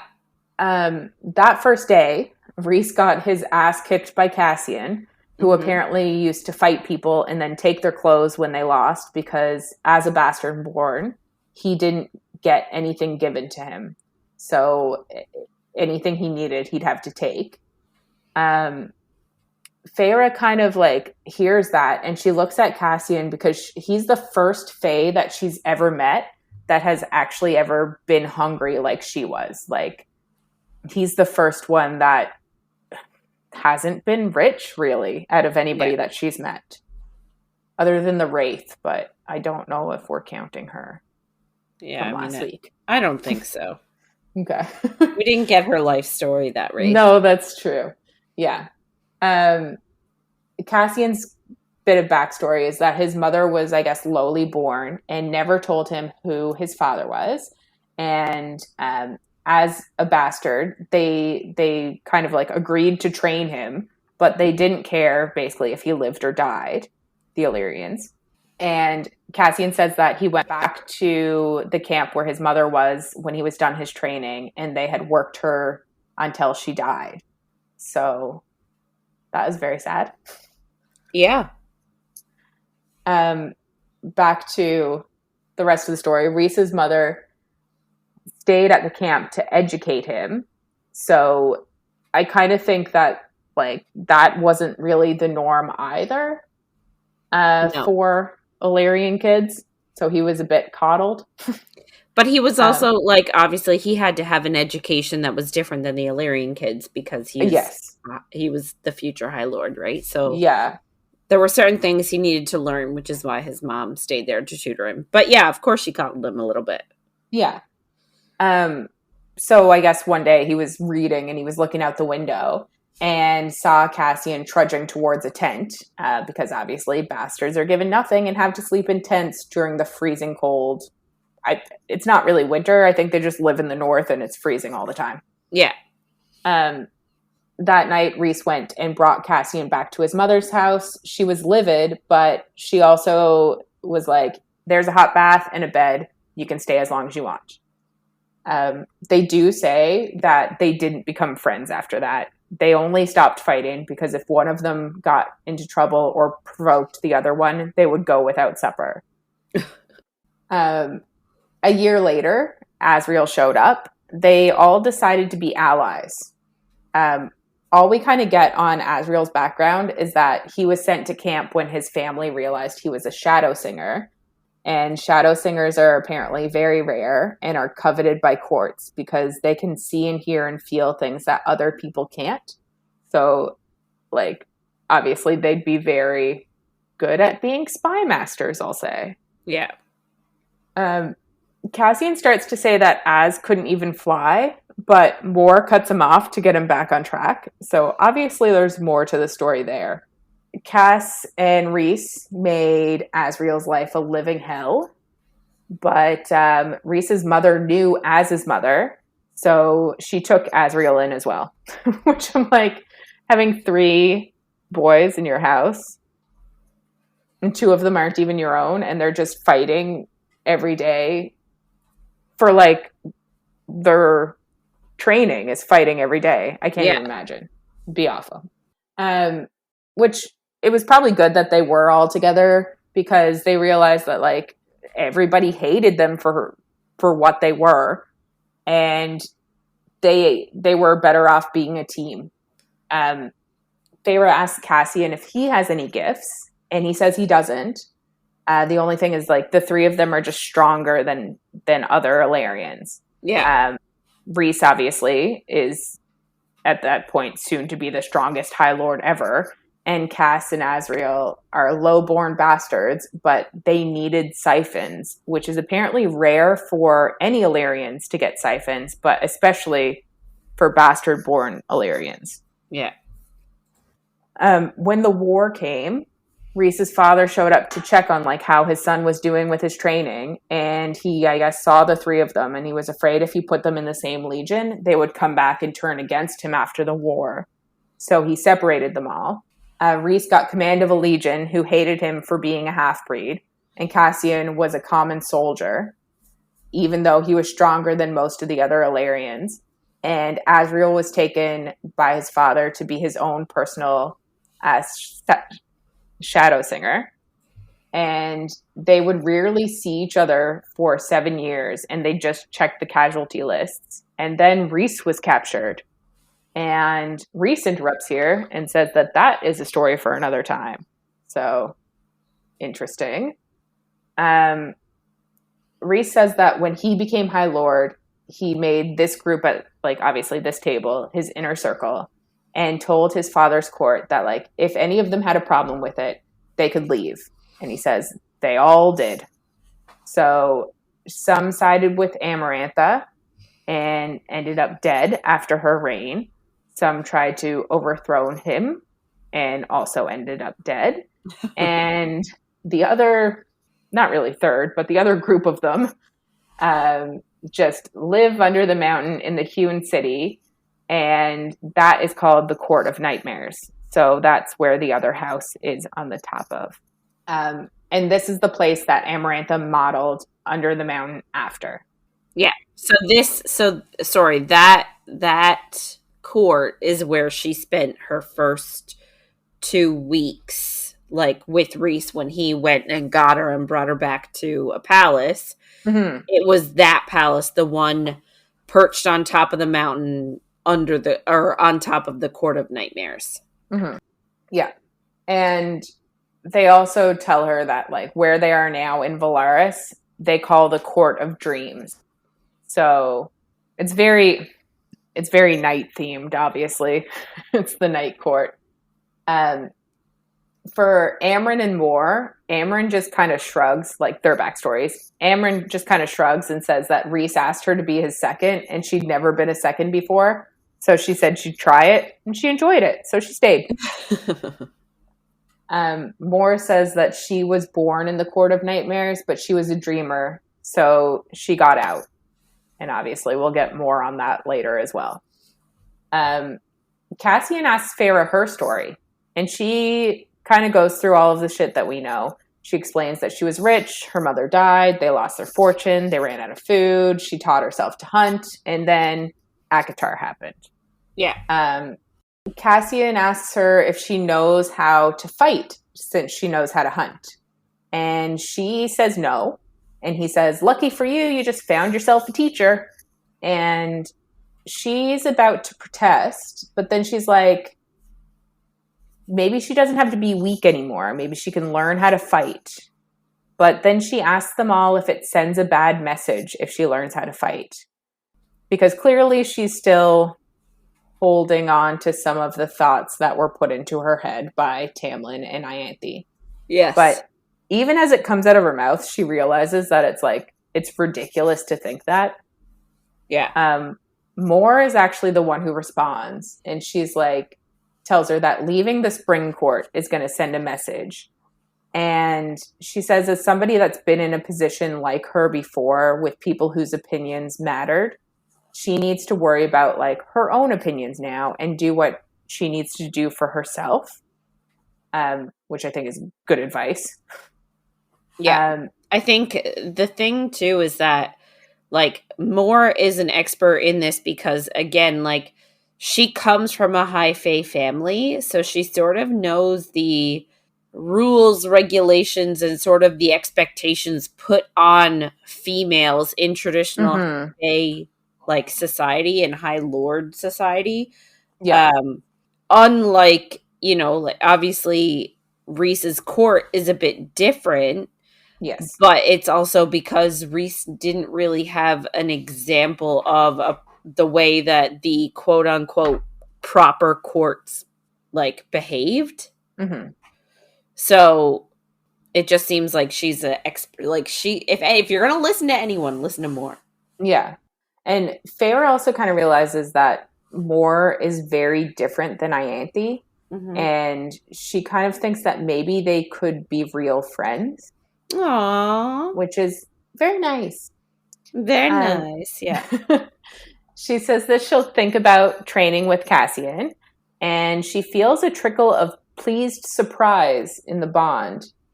And she looks over at Rhys and says that she accepts his offer to work for him and earn her keep in whatever way she can. And everyone else at the table is kind of like, what is she talking about? And you're like, she kind of realizes like, oh, they had no idea that I was here basically interviewing them. But Rhys just tells them that they're going to start tomorrow. He then tells the table that apparently the king of Highburn wants to resurrect Jurian to start his war, which is obviously a surprise to everybody and to us, because last book he was an eye in a ring and a finger bone that Amarantha had. So yeah, they kind of talk through it, and Feyre realizes that like the adder was never caught, so that's likely who took the eye and the finger bone. But like, how are you supposed to resurrect a person from that? So that's kind of what they're trying to figure out. Yes. Asriel also shares that Highburn raided a memorial nearby, so they're clearly looking for something, or they've already found it, because they've also sacked a bunch of temples as well.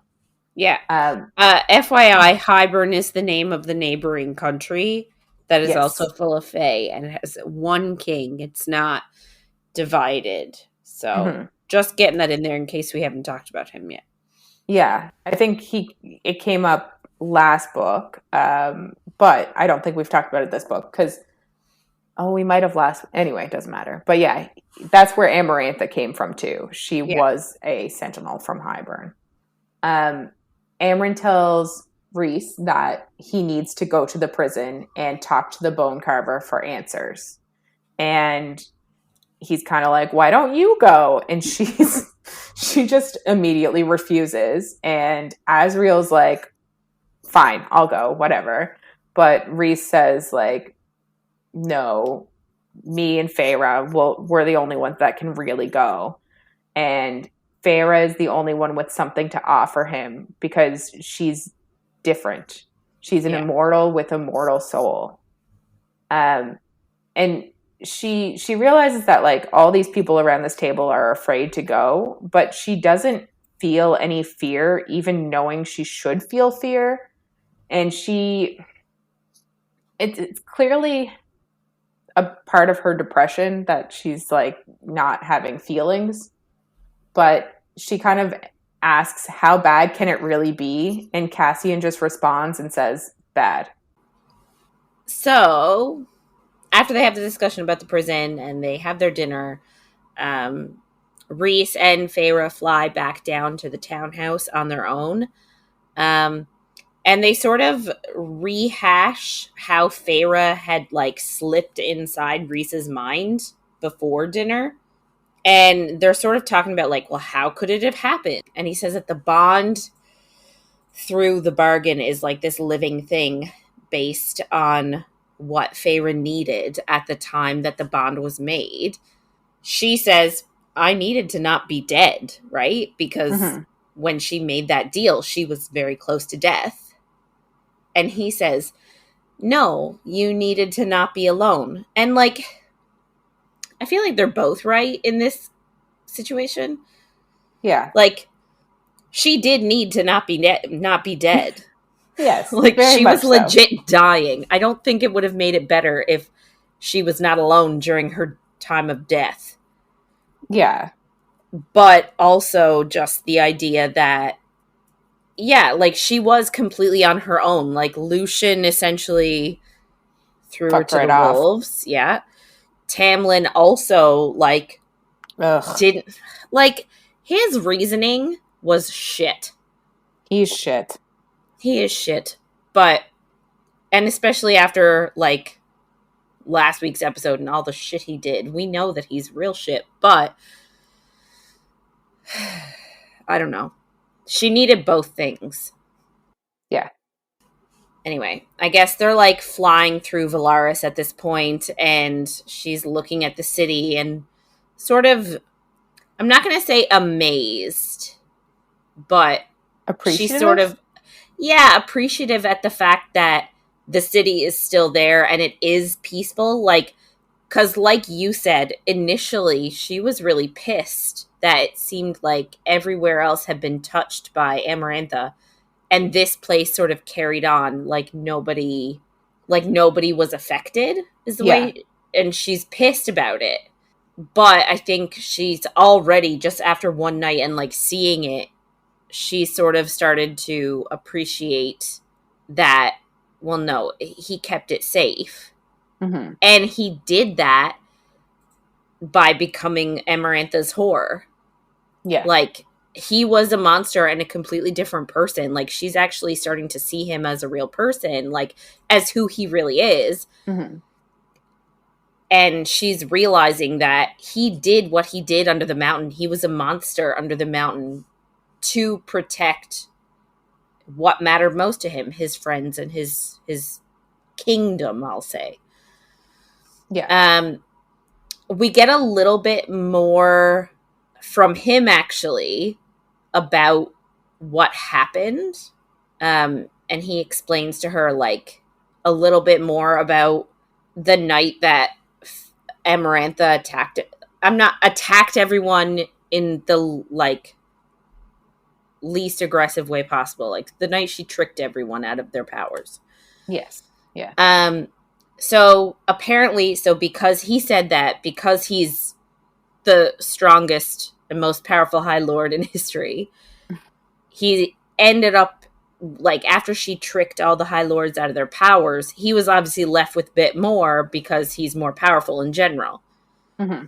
So apparently he used that power to weave a web between every single Night Court citizen that Amarantha was in contact with or would come into contact with. Mm-hmm. And he was actively controlling all of them on a consistent basis to forget Velaris, to forget about Mor and Amren and Cassian and Azriel every minute of every day for 50 years. So, like, he had this constant, like, flow of power, this constant amount of concentration to prevent Amarantha from finding out about the people he cared about. Which is insane.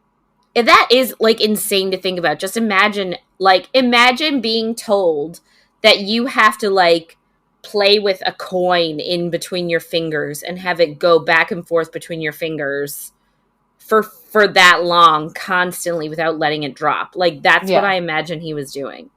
Yeah, I think that's a good analogy for sure. Yeah, it was wild. Anyway, so like he said that obviously Amarantha originally had it sort of out for him, and we learn why a bit later. And so she wanted to know who he was close to so he could torture and murder them. You know, just because that's how she rolls. Yep. Sure is. So he knew that he literally had a split second to act when he realized that she was taking his power. Mm-hmm. And he said that he really only had enough power left for one city. And so he chose one that was already partially protected. So, like, Velaris is already kept secret from the world, right? Yeah. Like, nobody knows it exists except for the people in Velaris anyway. Mm-hmm. So he really only had the strength and the conscience to throw his power over one city. So obviously, yes, you're going to do one that's easier to hide because it's already hidden. Exactly. So he said that he made it so that anybody flying over the city would only see rock. You wouldn't see the city. Any sailors that would sail by, all of a sudden they became farmers.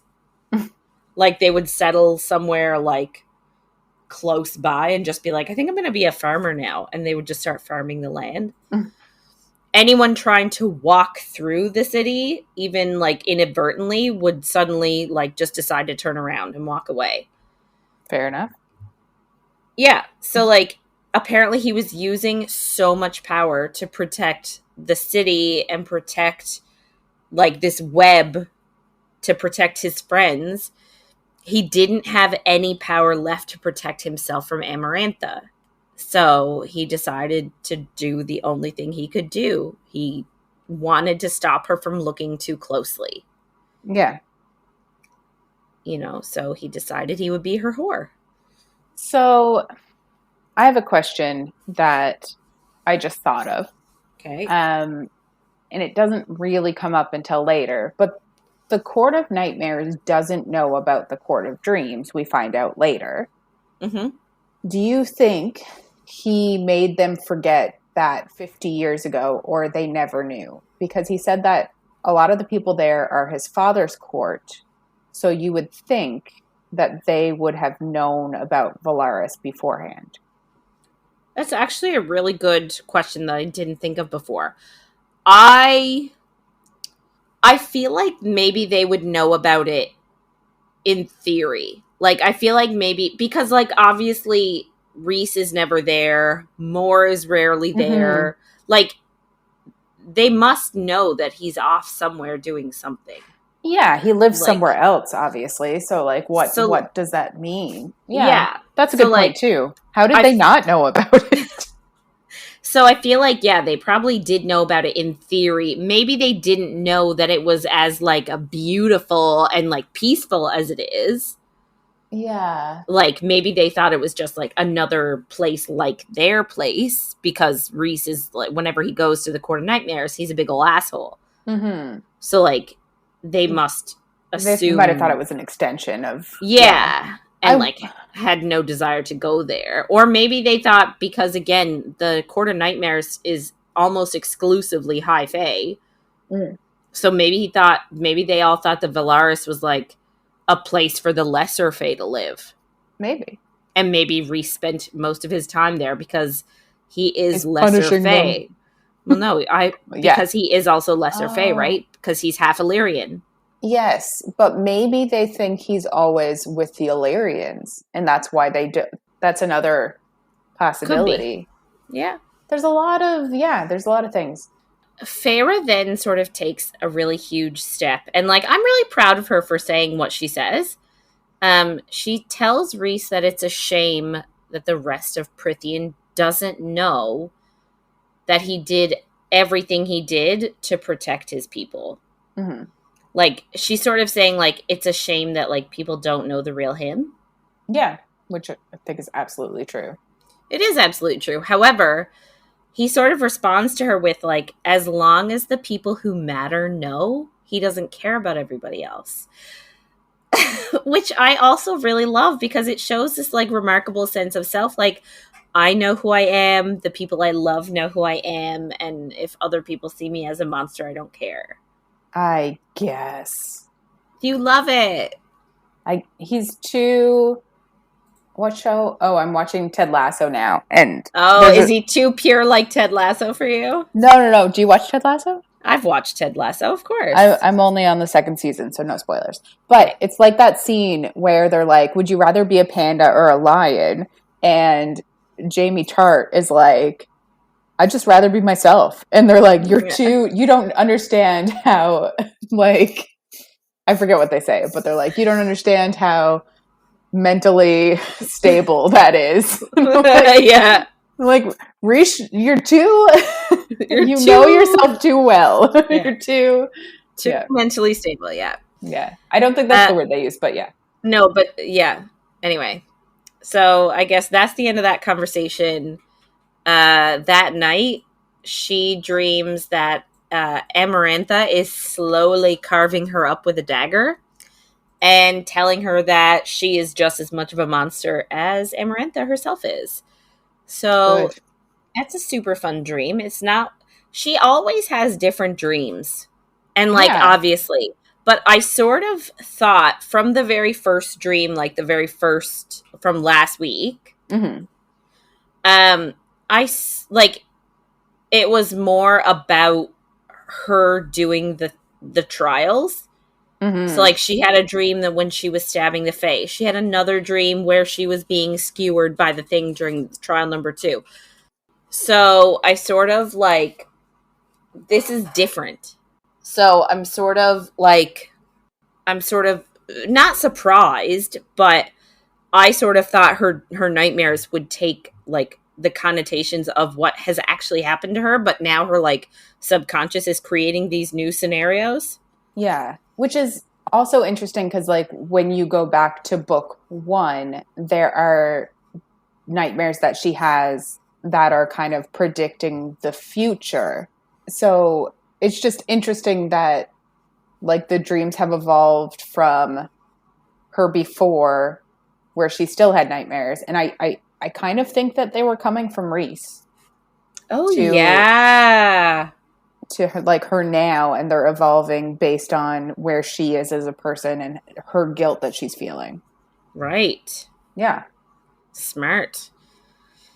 Anyway, all of a sudden somebody is shouting her name. Rhys, it obviously is the only other guy in the house. So he heard her having the nightmare and he comes in to wake her up. I guess, like, felt it through the bond, I'm going to assume. Mm-hmm. So he wakes her up and she says she has, like, this ashy taste in her mouth. And then she looks and her blankets are, like, ripped and shredded. And her hands are, like, shimmering with embers. So she essentially, like, caught fire to her bed while she was dreaming. Which sounds really safe. Like, is she fireproof now? I assume if you're going to turn your hands into flames, you would have a barrier between your hand and the flames.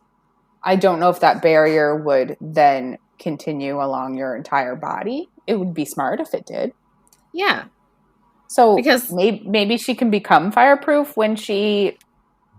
I don't, like... Masters her shields power. Are wild. Like, I don't know. Because, like, realistically, if she can have her bed and sheets catch fire, but she has not caught fire or been burned in any way, you would think that means fireproof. You would. I'm going to assume. Yeah. Convenient. Very convenient. It is. I wish convenient. I had that power. Yeah. I wish I had any power, to be honest. Well, 100%. Yeah. Anyway, she, like, doesn't spend very much time awake before she runs to the toilet and throws up. And again, I'm hearkening back to Tamlin's behavior. As you pointed out, he knows for a fact that she wakes up and throws up, and he just sort of, like, pretends to be sleeping. lets it happen. Right? So Rhys actually follows her into the bathroom and he holds her hair back and sort of like coaches her on how to turn her hands off because her hands are still like embery and fiery. Just so he explode has the bathroom. no, so he has to like he's like imagining he's like coaches her like imagine them winking out one by one and like he sort of coaches her into calming down and getting rid of the embers on her hands. So like very different approaches between our two main dudes.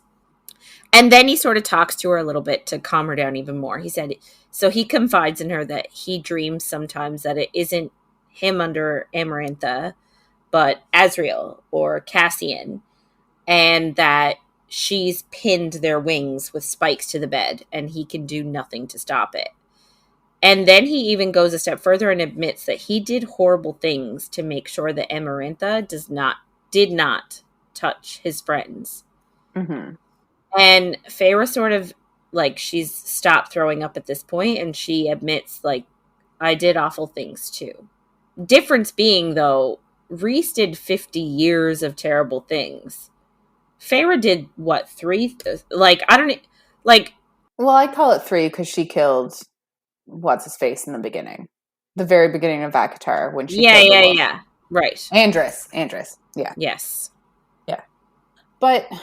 my biggest issue with Feyre, and I know it's in her point of view, so, like, obviously that's all we're getting. Mm-hmm. But there's so many times that I just, now that I'm saying it out loud, I'm like, oh, yes, she is a teenager. But I'm like, you know when you were a teenager and you're like, nobody understands me. I am so different than everybody else, and nobody's ever going to know what it's like to be me. I get a lot of those vibes from her, but then I just realized she's still technically a teenager, so completely fair, completely understandable. Yeah. Oh my god. Yeah, it's totally true though. Like, but she's also like, maybe it's also because Tamlin didn't talk to her about the crap he has endured, right? Like he's kept it bottled, so therefore she doesn't. She's been meeting a lot of people that have suffered at the hands of Amarantha, and not a lot of people that have done the things. You know what I mean? Like, regardless of how long she did it, she still did kill a couple of, like, innocent people. Yeah. She did, you know, that whole, like, that, ethics test, like you can run over 2 people or you could run over 10 people. Yeah. Like she ran over 2 people to save the 10. 100%. So like, you know, regardless of, you can say all you want that she saved 10 people, sure, but she also killed a couple. Yeah. So like that is bound to like play on your psyche. Yeah, I guess. definitely. But I also think like she hasn't met enough people that have done bad things for the good of the whole. Yes. And she's always, I think she feels like she's always been this kind of person. Because in the first book, and I think I talk about this every fucking week, but in the first book, her and Tamlin are talking about going to war. And she says that she would pick whichever side would keep her family safe. So she is very much of the protect her own mindset. And that is her priority. And I'm not saying that's good or bad.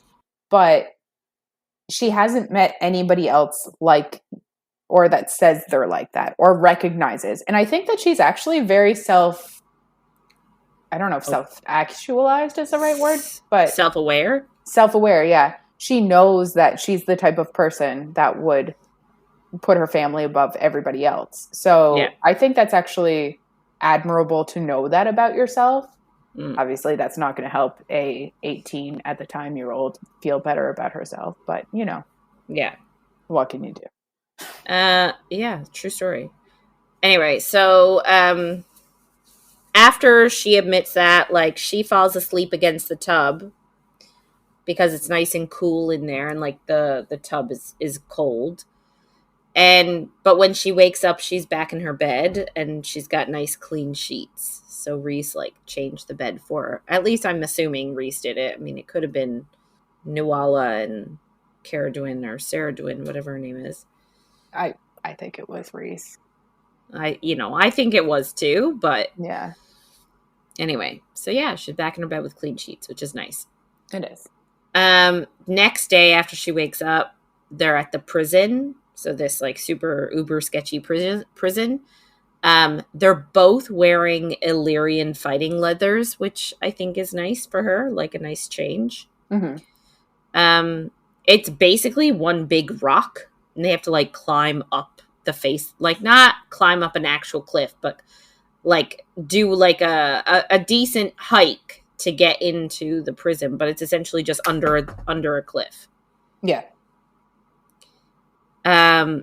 Rhys tells Feyre that it existed since before High Lords ruled Prythian, and some of the inmates were that old. Like, so some of the inmates have been in that prison for thousands of years. Mm-hmm. Amren used to be a prisoner there. This is why she won't go in. Fair. I wouldn't either. Exactly. They have to like walk up. So I said they had to like go do this hike to get up there, but she has a panic attack and like she can't go in because it's giving her, it's bringing her back to like under the mountain vibes. Mm-hmm. So she can't go in. And all she does is turn to Rhys and say, please. And he winnows her out of there that fast. Like, yeah. It is not even a question. She's not ready. He doesn't do it. Which is like, there's just such a theme in this book about how it is always her choice. And I am a big fan. Yeah. Agreed.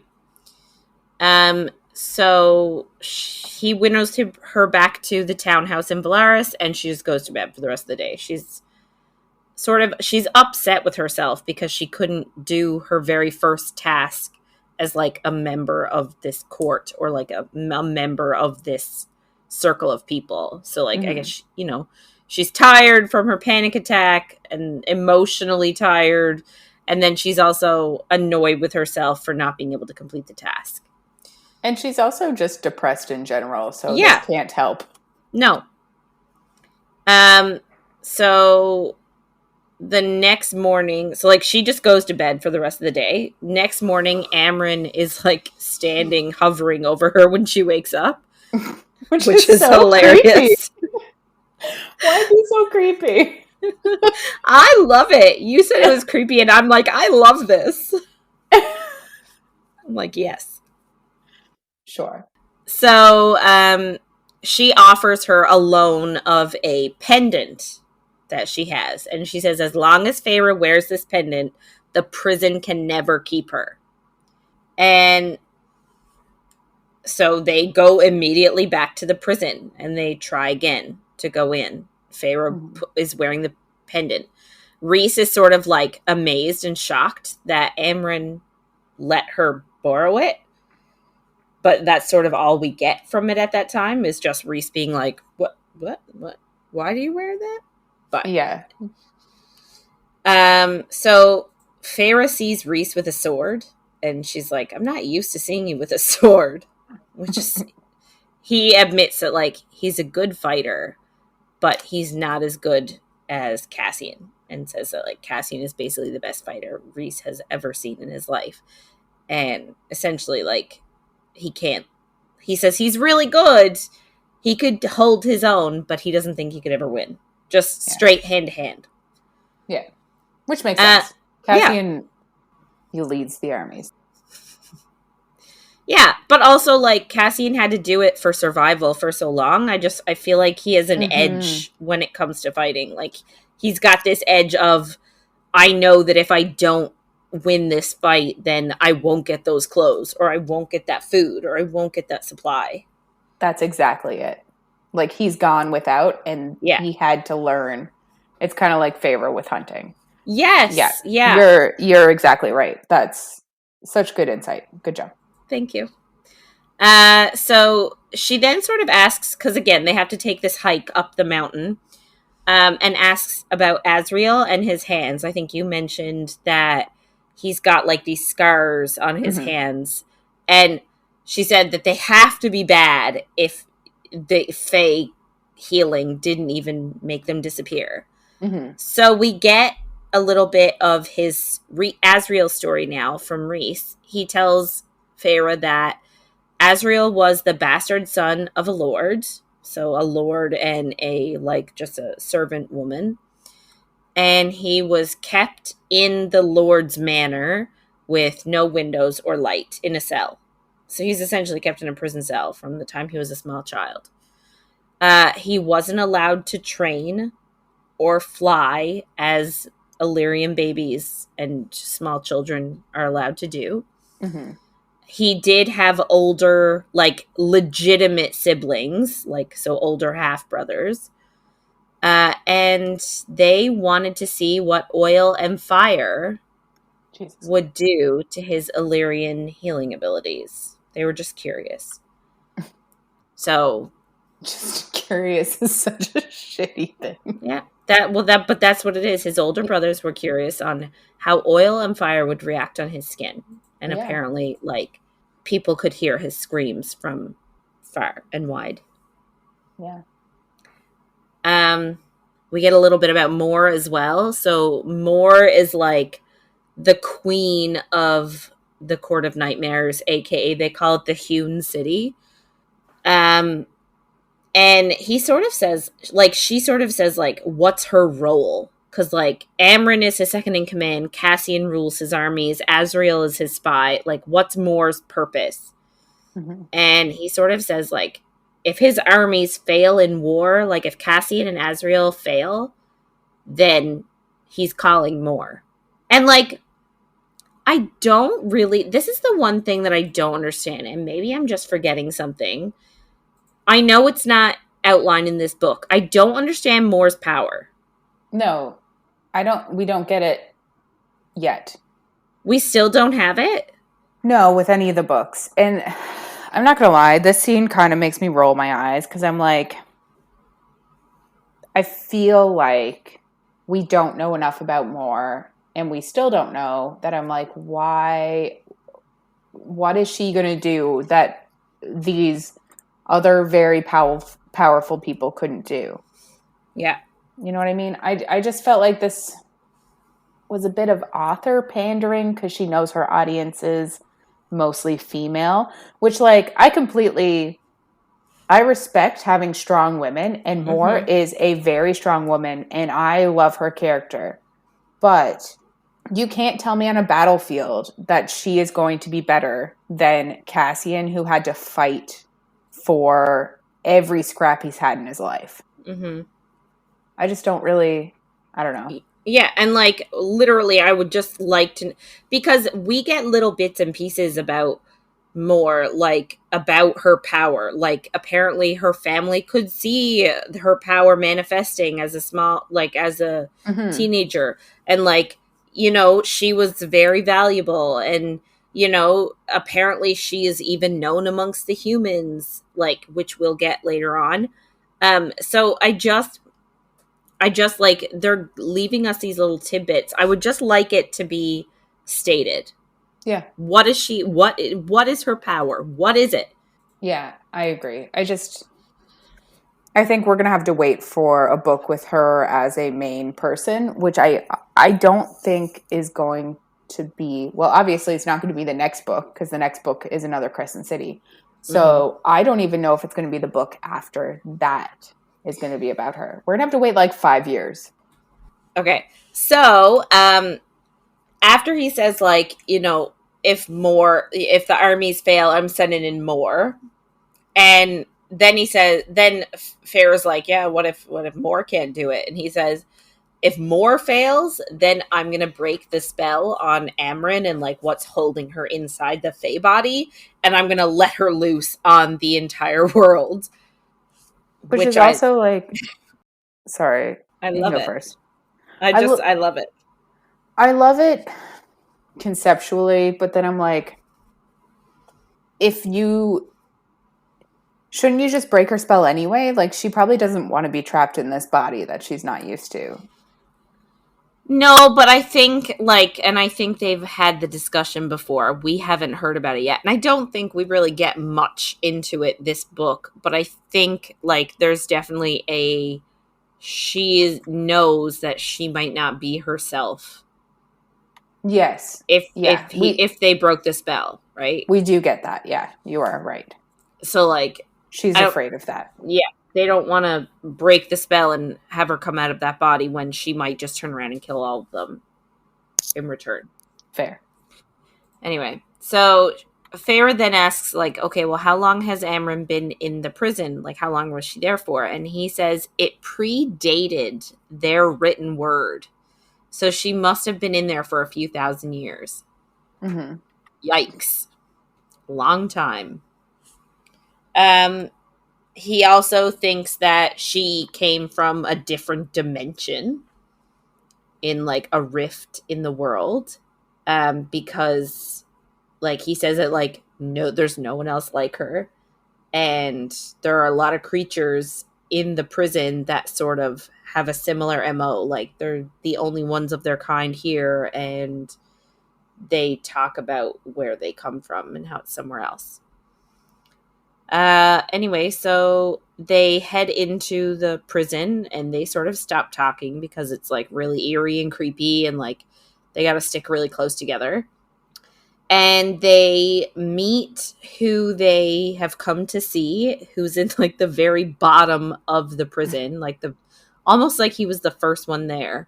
And his name is the Bone Carver. I wonder why. Spooky. Well, like, it's a very unoriginal name. Well, yeah, when you find out what he does, it is. Yeah. He carves bones, people. So Feyre sort of mentions that, like, she sees him as an 8-year-old boy with dark hair, but Rhys sees him as something else entirely. We don't really know what that is yet. So they bring him a bone that Feyre used to help kill the Midgard worm. And so I guess this is sort of the thing, is we don't know what he is, like, species or anything, but he likes unusual trophies. Mm-hmm. So he wants to know about Feyre's death. Like, he asks her about her death. So she says, okay, well, I'll ask you a question for a question. So they're there for information, but this particular person, like the Bone Carver himself, he has sets of rules that he likes to follow. So, like, he won't do anything for nothing. And, you know, if you have to have good information for him, like, he's not going to tell you what he knows for nothing. You have to have good, like, you got to have good stuff, good info to trade. Yeah. So he asks about what she saw in death. Like, that's what he wants to know. What did you see when you died? And she said she saw nothing but peace and darkness, and also the tether that joined her to Rhys. So that was his one question. Mm-hmm. And that was her response. Then they ask him their question. They ask him, if somebody had a piece of bone and nothing else, is there a way to reanimate that person? And the Bone Carver responds with, as long as the soul was preserved, they could use the cauldron to do that. And I sort of don't understand how they didn't, not that they didn't think about this before, but I don't understand why they felt the need to go and ask the Bone Carver this, because their entire religion is based on the cauldron. Yeah. Do you know what I mean? Like, they don't say, like, God forbid, or oh my God. They say, oh, the cauldron, or oh my, you know what I mean? Like, everything is by the cauldron, or whatever. It's all cauldron based. So, like, what else were they expecting? Of course, But do you think it's kind of like God in our world that they don't know if the cauldron actually exists because it's so far in their past? And I'm not saying that God exists in that statement. Let's just brush past that. Yeah. But you know what I mean? Is it just something that is so far removed because the cauldron is what is said to have started the world that they don't necessarily think that the cauldron exists anymore? Maybe. Anyway, it was just weird to me, like, oh, the cauldron can do that. And then we have to get everything about the cauldron, but I felt like they would know that stuff already. But whatever, they don't. So the cauldron made everything. Like, it made the world. And apparently it is pure power. It cannot be destroyed. If it is destroyed, the world is destroyed. So to weaken it, years and years ago, they cleaved the 3 legs from it. So it's like a huge cauldron with like 3 pedestal feet, we'll say. And they managed to get the 3 legs off of it, which weakened it. And they hid the 3 legs in 3 different temples. And then the cauldron was like lost at sea under the water. Mm-hmm. However, those temples had been ransacked. And one of them, quite recently, it was the one that, like, last week when Feyre was sitting with Moore and Rhys during breakfast, they were talking about it, about one of the temples being, like, raided. So that was one of the things that was stolen. So to get another question, because Feyre knew they needed more information, Feyre admits to the bone carver that she felt like she had a choice in death. She could move on to somewhere peaceful or hang on and stay. And that's what, and ultimately she chose to stay. Mm-hmm. So they ask another question because she gave him another piece of information, so they can ask another question. They ask if there's a way to control the cauldron, and apparently there is. There is a book of breathings. After the first war with the humans, the book was split in half. Half of it were given to the High Lords. It was given to the Summer Court. And then half of it were given to the Mortal Queens. And they put a spell on it so that in order for any Fae person to get it back, it has to be given freely. So the half of the book that the humans own cannot be stolen. And apparently only someone who has been made can use the book. So imagine. I know. It's such a coincidence. It's almost unbelievable. Right.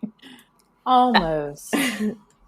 It's that, so essentially we're setting it up here so that Feyre is the only one that can use this book. Mm-hmm. So they go to leave, even though Rhys sort of has another question. Like, he wants to know for sure who is going after the cauldron and who is trying to resurrect it. And so Feyre sort of gets it, but like, he's like, oh, you know, he's sort of thinking like, we don't have any more information to give. Yeah. So she takes it upon herself to admit something else to the bone carver. So she sort of admits to him, she says, after I killed those 2 Fae, if the 3rd Fae had not been Tamlin, like if it had been just a normal Fae that she'd had to kill, she would have freed everyone and then she would have killed herself. And it was only after she had died that she decided she needed to live. And she admitted that secret and looked at Rhys's face, and apparently she saw utter heartbreak on his face for like a split second, and then he like puts his mask back in place. But again, it's another one of those things of she can see the heartbreak on his face. Yeah. Like, yes. Ugh, I can't. But I get what you're saying. Anyway, the bone carver admits that it is the king of Highburn that is gathering the pieces of the cauldron. And at full power, the cauldron could remake someone. And then he also says sort of, or it could bring down the wall. So they sort of get confirmation that the King of Hybern is trying to get this cauldron back up and running so that he can bring down this huge magical barrier and get access to all the humans. Which I think is like, they did need to hear this. Yeah. They did need to hear that. They needed the confirmation. To take the wall. Yeah. Well, I don't know. Feyre had no idea that the wall was even part of this before that. But, yeah. Yeah. So, I guess they head back to Velaris, head back to the townhouse. And they sort of have a little meeting and they all decide that they need to get the halves of the book. It's probably going to be easier for us to go to the summer court and get that half the book first than it is, because it's going to be a process with the mortal queens. Mm-hmm. So they also think that because Feyre has a kernel of power from each High Lord, and based on the fact that she slipped into Rhys's mind because his magic thought her magic was his magic, so they think that she could detect something hidden with that High Lord's magic signature. So, like, if the High Lord of Summercourt puts a spell on an item to keep it hidden, they think Feyre is going to be able to track down that item. Yeah. So they decide to test that theory because she hasn't actually done that before. So, like, maybe we should test it before we send her into the Summer Court willy-nilly. Mm-hmm. So Rhys says that he has this item at the Weaver's. And the Weaver is an ancient wicked creature that everyone else thinks should be left alone. Like, nobody else bothers this person, not even Amarantha. Like, they all just left her to her own devices in her cabin in the woods. Yeah. But Rhys is like, says to Feyre, he's like, do you want to go and test it? And he asks her permission, of course, because it's her choice. Mm-hmm. And she even thinks about it in her mind. Like, with him, it is always her choice. Like, she reiterates that herself. Yeah. So I'm glad she's noticing. Same. Yeah. So he also names her at this point. He gives her a title for her job. He names her the emissary to the human lands. And then he says that he wants her family estate to become a neutral meeting place so that they can meet the mortal queens and ask for their half of the book. So that means they have to ask Nesta and Elaine if they can use their house to house royalty. Mm-hmm.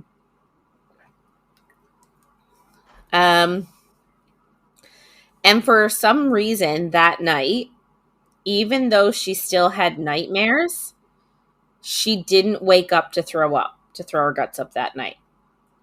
Which is like, bonus. Like, yeah. Like, progress. Way to go. You've been in the night court for like less than a week. Good for you. Rhys comes in the next morning and he wants to get going. Apparently he's in a rush. And he sort of said, like, she's like, why are you in such a rush? Like, why? What's the big deal? And he was sort of like, you know, if you agreed to work with me 2 months ago, like, we'd be a lot more ahead. But right now we're super behind. Mm-hmm. And then he admits that this is sort of the reason he wanted her to learn to read. So he was sort of playing like a long job here. Like, teaching her to read was sort of the first step in this eventual process of her using the Book of Breathings. But, like, he didn't even know if she would agree to work with him. He had no idea if she would marry Tamlin. He had no idea of all these things. So he played a huge what if there. Yeah, that's very true. So they go to the Weaver's house, and Rhys sort of says, don't touch anything but my item. And don't make a sound. Apparently the Weaver is blind, but her other senses are, like, absolutely ridiculous. Mm-hmm. He also is not going, like, Feyre's sort of like, if this is such a big deal to you, why don't you go get it? And he says that he is not allowed. Like, High Lords are not allowed to interfere with her, which is sort of just, like, scary. Yeah. Because then how scary must she be? Yeah. So she sort of says, "Oh, so like I'm your huntress and I'm your thief," because she's going in and hunting down this item and stealing it back for him. And he responds with, no, like you're my salvation, which is just so cute. Like I love it.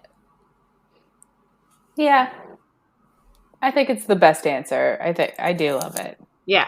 You have to love it. You have to. I'm forcing you to love it. Fair enough. I'll love it. Thank Okay. you. So they went out to a forest, and they're being all like flirty and cute. I guess earlier on in the day when he put the Illyrium fighting leathers on her, she had to like step into this like buckly harness, like straight up out of Lara Croft, but instead of guns, it was like what, like daggers, I guess. Yeah. So like she had this like leather harness on. So I guess earlier Rhys helped her step into it and like put it on her. So he was like he was on his knees, like standing in front of essentially her vagina. This is what I love. This is the scene that I love. As opposed to Salvation, this is the scene that I'm like, yes, more of this, please. Well, but anyway, so he's like on his knees, like buckling up her little harness thing. This was earlier. So, so they're being really like flirty and cute, sort of to distract her from what she's about to do. And he's like, "Oh, you know, isn't it enough like that I'm on my knees for you?" And she's like, "Oh, well, isn't that all you males are good for?" So like we're really seeing a flirty side to her that we haven't really seen yet as a fae anyway. Right? She's not with Tamlin. No. So they find the Weaver's cottage, and Feyre sort of has to go inside. The Weaver is like inside singing, and she's spinning. She's spinning wool. But like Feyre's looking at her spinning this spinning wheel with wool on it, and she knows that it's not wool, and it's definitely not from a sheep. So like I don't actually know what it is. They're not explicitly said. It's not explicitly said. I imagine it to be like human hair, maybe. I don't really understand what else you could get that texture. Yeah, like fae hair too, like whatever. Yeah. It kind of seemed like there was some skin of some sort. But I don't know how you would spin skin into like a spool of thread or a spool of wool. Ropey. I don't know. Right? Like skin would be like flabby and rubbery. Just cut it very thin. Maybe. Anyway, so apparently the cabin is full of knickknacks. So she like is looking on all the shelves. She eventually finds the item. It's a ring. And all the while the Weaver is still like sitting with her back to Feyre, and like she's sitting and singing and spinning. Mm-hmm. So she grabs the ring. She doesn't touch anything else, but she grabs the ring. The Weaver stops singing, but like is continuing to do everything else. So Feyre doesn't immediately pick up on anything being wrong. She starts to head to the door. And literally when she's about to step outside the door slams shut, locking her in.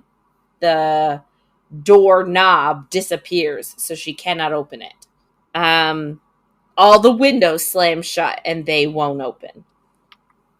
And so all of a sudden she's trapped. And the Weaver gets up and starts to like walk toward her, even though she can't see. But she's like, who's here in my home? Who's taking something? Like straight up creep show. Like, yeah, very much. It makes me think of Hansel and Gretel. Yeah. Yes. So this, like, the Weaver's like walking towards her. So Feyre grabs like a candle from the table, and it's a lit candle. It's not like it's not a blank. It's got fire on it. And she throws it at the Mrs.'s shelf full of wool. So like all of her humany, fayish, woolly trophies. So, like, obviously, the weaver gets really pissed off and, like, turns around and starts, like, shrieking at her wool being on fire. And Feyre does something really smart. She can't get out the door. She can't get out the windows. So what does she do? Climbs the fireplace. Inside the fireplace, not the outside. That would be silly. So she climbs inside the fireplace and she's like climbing up the inside. She gets stuck halfway up. And then all of a sudden the weaver starts coming up behind her. And like she's like they're not far apart at all. And Feyre starts to panic, but she sort of urges herself to calm down. And she realizes, like, this is sort of like one of her big realization moments. She's like, I'm not a pet. I'm not a doll. I'm not an animal. I'm a survivor and I'm strong. And this is sort of my, like, yes, queen, like, go get it. Agreed. Yeah. You know what I mean? She's like, yes, I can do this. And so she punches the chimney until she gets a brick in her hand. And she, like, just chucks it with all her strength at the weaver's face. Which, again, is hilarious. Yeah. Anyway, so she climbs and climbs to the roof. And then she gets out. And she's hopping from tree to tree. All the while, like, the weaver is on the ground, screaming at the top of her lungs, like, where are you? Where are you? And she's like freaking out. But she does actually like lose her. Like she doesn't find her. And she's just like leaping across the trees like a spider monkey. And she finally runs into Rhys, who is like sitting up in a tree branch, and he's like, okay, let's go. And they just winnow back. And she also said, like, something really gross was that inside the fireplace, it was, like, sort of coated in fat from, I guess, whatever was being cooked in the fireplace. Ugh. So now she feels like she is coated in fat. And she knows that it's not animal fat. Like, you know. So she's pretty grossed out right now at what she actually is covered in. But then when she got to the roof, it was covered in hair. Yeah. So then the fat stuck to the hair. Yeah. So I guess they get back to Velaris, and they go right to the House of Wind to update Amren and Cassian and Azriel about what happened at the Weaver's cottage. And Feyre is pissed because she sort of says to Rhys, like, I could have used your help back there. Like, you just totally left me completely on my own. And he was like, yeah, I was there the whole time. But he was like, I needed to see if you could learn how to handle the pressure. And Feyre thinks, like, he's a prick because she's like, you could have helped me, but you didn't. Like, that's just being an asshole in her mind. But Rhys sort of says, like, you forgot, like, you panicked so hard. You forgot that, like, you're super powerful. And she's like, yeah, I mean, you're kind of right. So she's like, I want to start physically training how to fight. I want to learn how to fight. So she asked Cassian to teach her, which is great. He's the most qualified for the job. Big fan. Yeah. Rhys also says, fine, if you're going to physically train, I also want you to train on your magic, like your magic powers that you have. So I'm going to lead you in that. And I guess sort of as her first task, he said, like, try and get in my brain to figure out what I'm thinking of. And she tries really hard, but obviously he is so practiced and skilled at guarding his mind that she cannot like get past his mental shields. But for the effort that she makes, he pulls her into like this antechamber of her mind and shows her a memory. And I don't really remember why he chose this memory. It comes up before. It comes up beforehand. They're talking about something, and then Ianthe comes up, and she's like, "Well, you hate Ianthe so much," and he's like, "If you try to get into my mind, I will show you why I hate her." Right. Yeah. Okay. Well, anyway, so we get into the memory. So he shows her a memory of Ianthe. She is naked in his bed, in his bedroom of the palace under the mountain. He is not interested, so he sort of just tells her to get out. But all of a sudden, she starts feeling herself up, like in his bed. And then she reaches for her own vagine. Like, she tries to, like, finger herself. Mm-hmm. Like, tries to... And, like, in his bed. And I'm sort of like, if he tells you to go, like, would you get much... In all fairness, if you... Say if the roles were different and this was you. And you were in some guy's bed. And you had no clothes on. And you were trying to get him to have sex with you. And he said, no, thank you. Mm-hmm. Do you honestly, do you imagine starting to feel yourself up and touch yourself? Do you think that would change his mind? If I'm being honest, it depends on the guy. Because I think there are many people that would say no. And then if you did that, they'd say yes. Just saying. Man, so bad.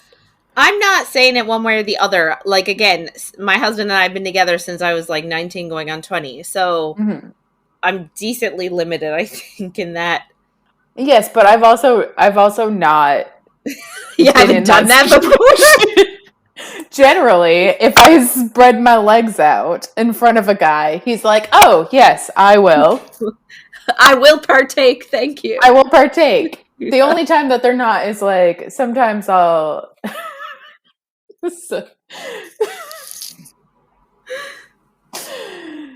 We'll be like, I'm too hungover and I cannot right now. I know. That tracks. I get it. Yeah. Anyway, so, like, she sort of insinuates, like, as she's trying to feel herself up, she's like, she makes no apologies that she wants babies, she wants offspring, and she wants powerful offspring. And, like, she's a powerful high priestess, so therefore she wants an equally powerful male. And she's like, Rhys, you're super powerful. And he tells her still, like, to get out. He's like, no, I don't want any part of this. Like, get out of my room, please.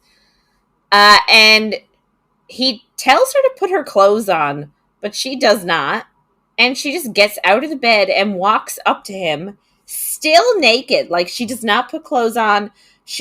I said before, she's very voluptuous. So apparently Feyre, watching this memory, like, sees Ianthe with her, like, bouncy boobs. Like, apparently they're bouncing. And she's, like, walking towards him with bouncy boobs and, like, nothing on. And tries to grab his penis. Just, and again, I just don't understand why you think that would work. No. At this point, especially with the power dynamic. Yeah. He's a fucking High Lord, and he's the most powerful High Lord that's ever existed. Yeah. Which he just flexed on last week. Mm-hmm. But, no, that was this week. That was earlier today. Mm-hmm. I can't imagine just going up to someone who's saying no and grabbing them. That is 100% sexual assault. Yes. I would not do that. But, like, honestly, did she honestly think that, like, grabbing his penis, like, what was she gonna do? Did she like, this is what I mean. She must be decently smart to have survived this long, to have gotten in the position she's in without consequence.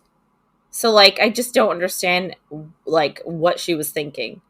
I can't imagine she thought it would be a good idea. Yeah, I honestly have no idea. Anyway, so he uses his power, before she has a chance to actually grab the penis, he uses his power to break her hand, and he kicks her out of his court because she's not a member of his court, so he just kicks her out. And I'm just like, yes, you go, Rhys. Sexual assault exists for men and women. Yes, and he's had a lot in his life. Mm-hmm. Just saying. Also, breaking her hand is a bit of foreshadowing. It is. Just throw that in there. Yeah. Now, I will say this was before Amarantha. Yes. Like, this was not during or after. This was way before Amarantha. Mm-hmm. So Feyre was, like, sort of disgusted from this scene, this memory. And mm-hmm. she's sort of worried now that maybe Ianthe had behaved that way with Lucien. And which is completely fair. Completely fair. Yeah. Because now in saying that, I do hate Lucien for separate reasons. I don't think he deserved this. And my thing is, I don't think Feyre should, not that I don't think she should take the blame. She shouldn't take the blame for it. She can feel bad for him, but she shouldn't take it upon herself to, like, she shouldn't punish herself for this. Right. Yes. Anyway, so, like, I'm thinking back to at the very beginning of the book. Remember when Ianthe is like, even Lucien doesn't like me. And then Feyre's like, oh, well, maybe he, like, has extra feelings for you, and that's why he's not making a move. Yeah. But now she's thinking to herself, oh, shit, like, maybe Lucien was also touched like that. And again, Lucien's not a High Lord. Maybe he had to say yes. Like, maybe he had to sleep with her. Yeah. And she's sort of thinking at this moment, like, if she goes back to the Spring Court, how is she going to convince Tamlin to fire her? And I'm just going to say, like, that's not that it's not valid. I would also want to fire Ianthe. But mm-hmm. It's a very strong sentiment for this one memory. Like, it was 1 5-minute memory, and now she's like, I hate her. It is, yeah. Especially since this memory is so long ago. And, like, if you live as long as Faye do, then one would assume that you can grow and change at some point. Like, humans can grow and change and learn and do better. Yeah. So we'd also assume the same of Faye. But I guess she's already seen the predatory. Yeah, could be. I don't know. It's interesting, for sure. Yeah.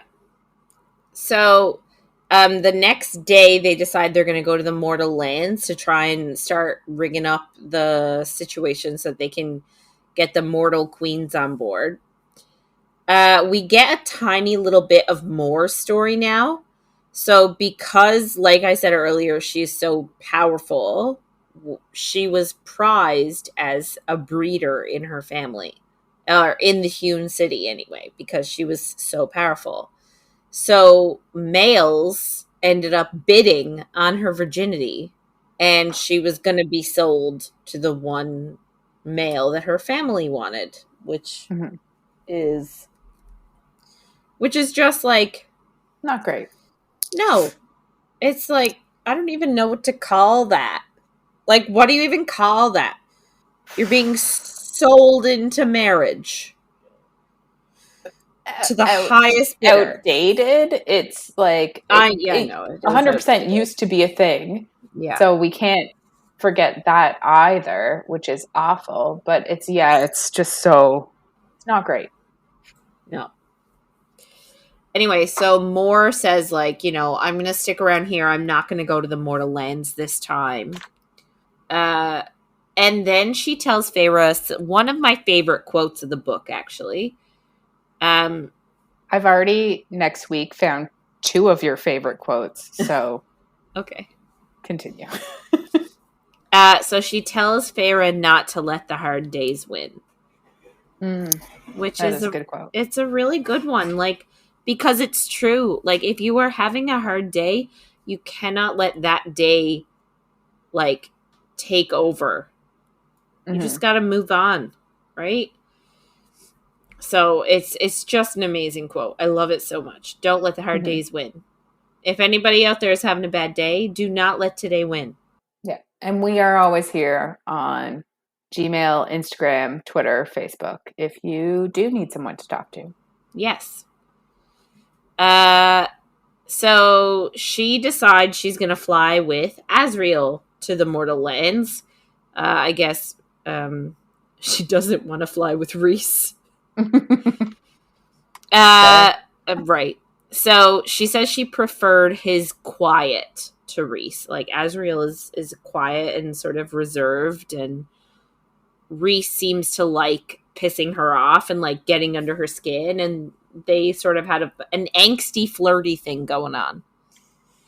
And it's also like she's going into a stressful situation, kind of, because she is going to the mortal lanes again. So she probably just doesn't want somebody who's going to antagonize her right now. Yeah. She also, like, thinks back to, like, when he did help her step into that harness and he had his hands on her thighs. And she's talking about how she doesn't want his hands on her thighs again. And I'm like, that's bullshit. That is lies. Like, that is bold-faced lies. Mm-hmm. Yeah. So that's another reason why she chose Asriel. Come on. Come on. Give in to your base urges. Just do it. Anyway, so she goes to her sister's house. At first, all by herself. Like, she leaves Rhys, Cassian, and Asriel. Like, I don't even know where they are. Invisible somewhere. And she has to tell her story to her sisters. They're sort of reluctant to help because really what Feyre is asking them to do is to open their house to her and her 3 Fae like friends, and then to get the mortal queens to come to their house as like a neutral territory for a meeting. They don't want to help because of a couple of reasons, but mainly because they don't want to be branded as sympathizers with Fae people. Yeah, we saw how they reacted in the that must have been Akatar. How they reacted to the can't remember, the blessed children of the blessed. Yes, and they detested them. Yeah, they don't want to be seen as them for sympathizing with Faye. Yeah. Anyway, so yeah, and Nesta especially doesn't want to help because she doesn't want to get Elaine into anything. But Elaine sort of says the first thing that I actually appreciate from her in this entire series so far. She says that they need to help because Feyre helped them all those years, and now it's time for them to take a turn helping. And I'm thinking to myself, yes, it's about damn time you did. Because, Elaine did nothing. Yeah. Anyway, just like Elaine, I would rather have Nesta than Elaine. Elaine bothers me so much. She's so friggin' passive and like, oh, well, I couldn't do it because I never knew how. And I'm like, bitch, learn. Yeah, I don't really understand where she's coming from because it's just so confusing. I'm like, I need something from her point of view because I'm like, she can't be as dumb as we all find her to be. Yeah. You know what I mean? Like, yeah. It's just not possible. Yeah. Anyway, we learn now as well that Elaine is getting married in a few months to a lord's son. Ooh. Yes. She has an Fancy. an iron ring on her finger to protect her from fairies because, they can't touch iron. But apparently the Lord has like a crusade against the Fae. So Nesta is also sort of worried on this front because if they are seen as sympathizers, that could bring the engagement and the wedding crashing down. Yeah. But eventually they just finally agree to do it. And Elaine like says, okay, I'll get rid of the staff so that nobody will know. This is the one thing I don't understand. Why do they send off the staff now? Like, I don't know. I don't know. Anyway, so they're going to have their first meeting, just Rhys, Cassian, Azriel, Feyre, and Nesta and Elaine. Then they're just going to hash things out. So that's the end of them having their very first, like, figuring stuff out to have their very first meeting. That's the end of this week. Dun, dun, dun! So that wraps it up for this week. If you want to get in touch with us and share your thoughts on anything you heard in any of our episodes, or if you have any book suggestions, you can email us at coffeeandcoread@gmail.com. And be sure to check us out on Twitter, Facebook, and Instagram at Coffee and Co Read. So next week we'll be discussing chapters 24 to 38 of A Court of Mist and Fury. So make sure to follow along. And if you're enjoying our little chats, don't forget to follow, rate, and review wherever you find content. Thanks for listening, everybody, and we'll see you on the next page. Whee!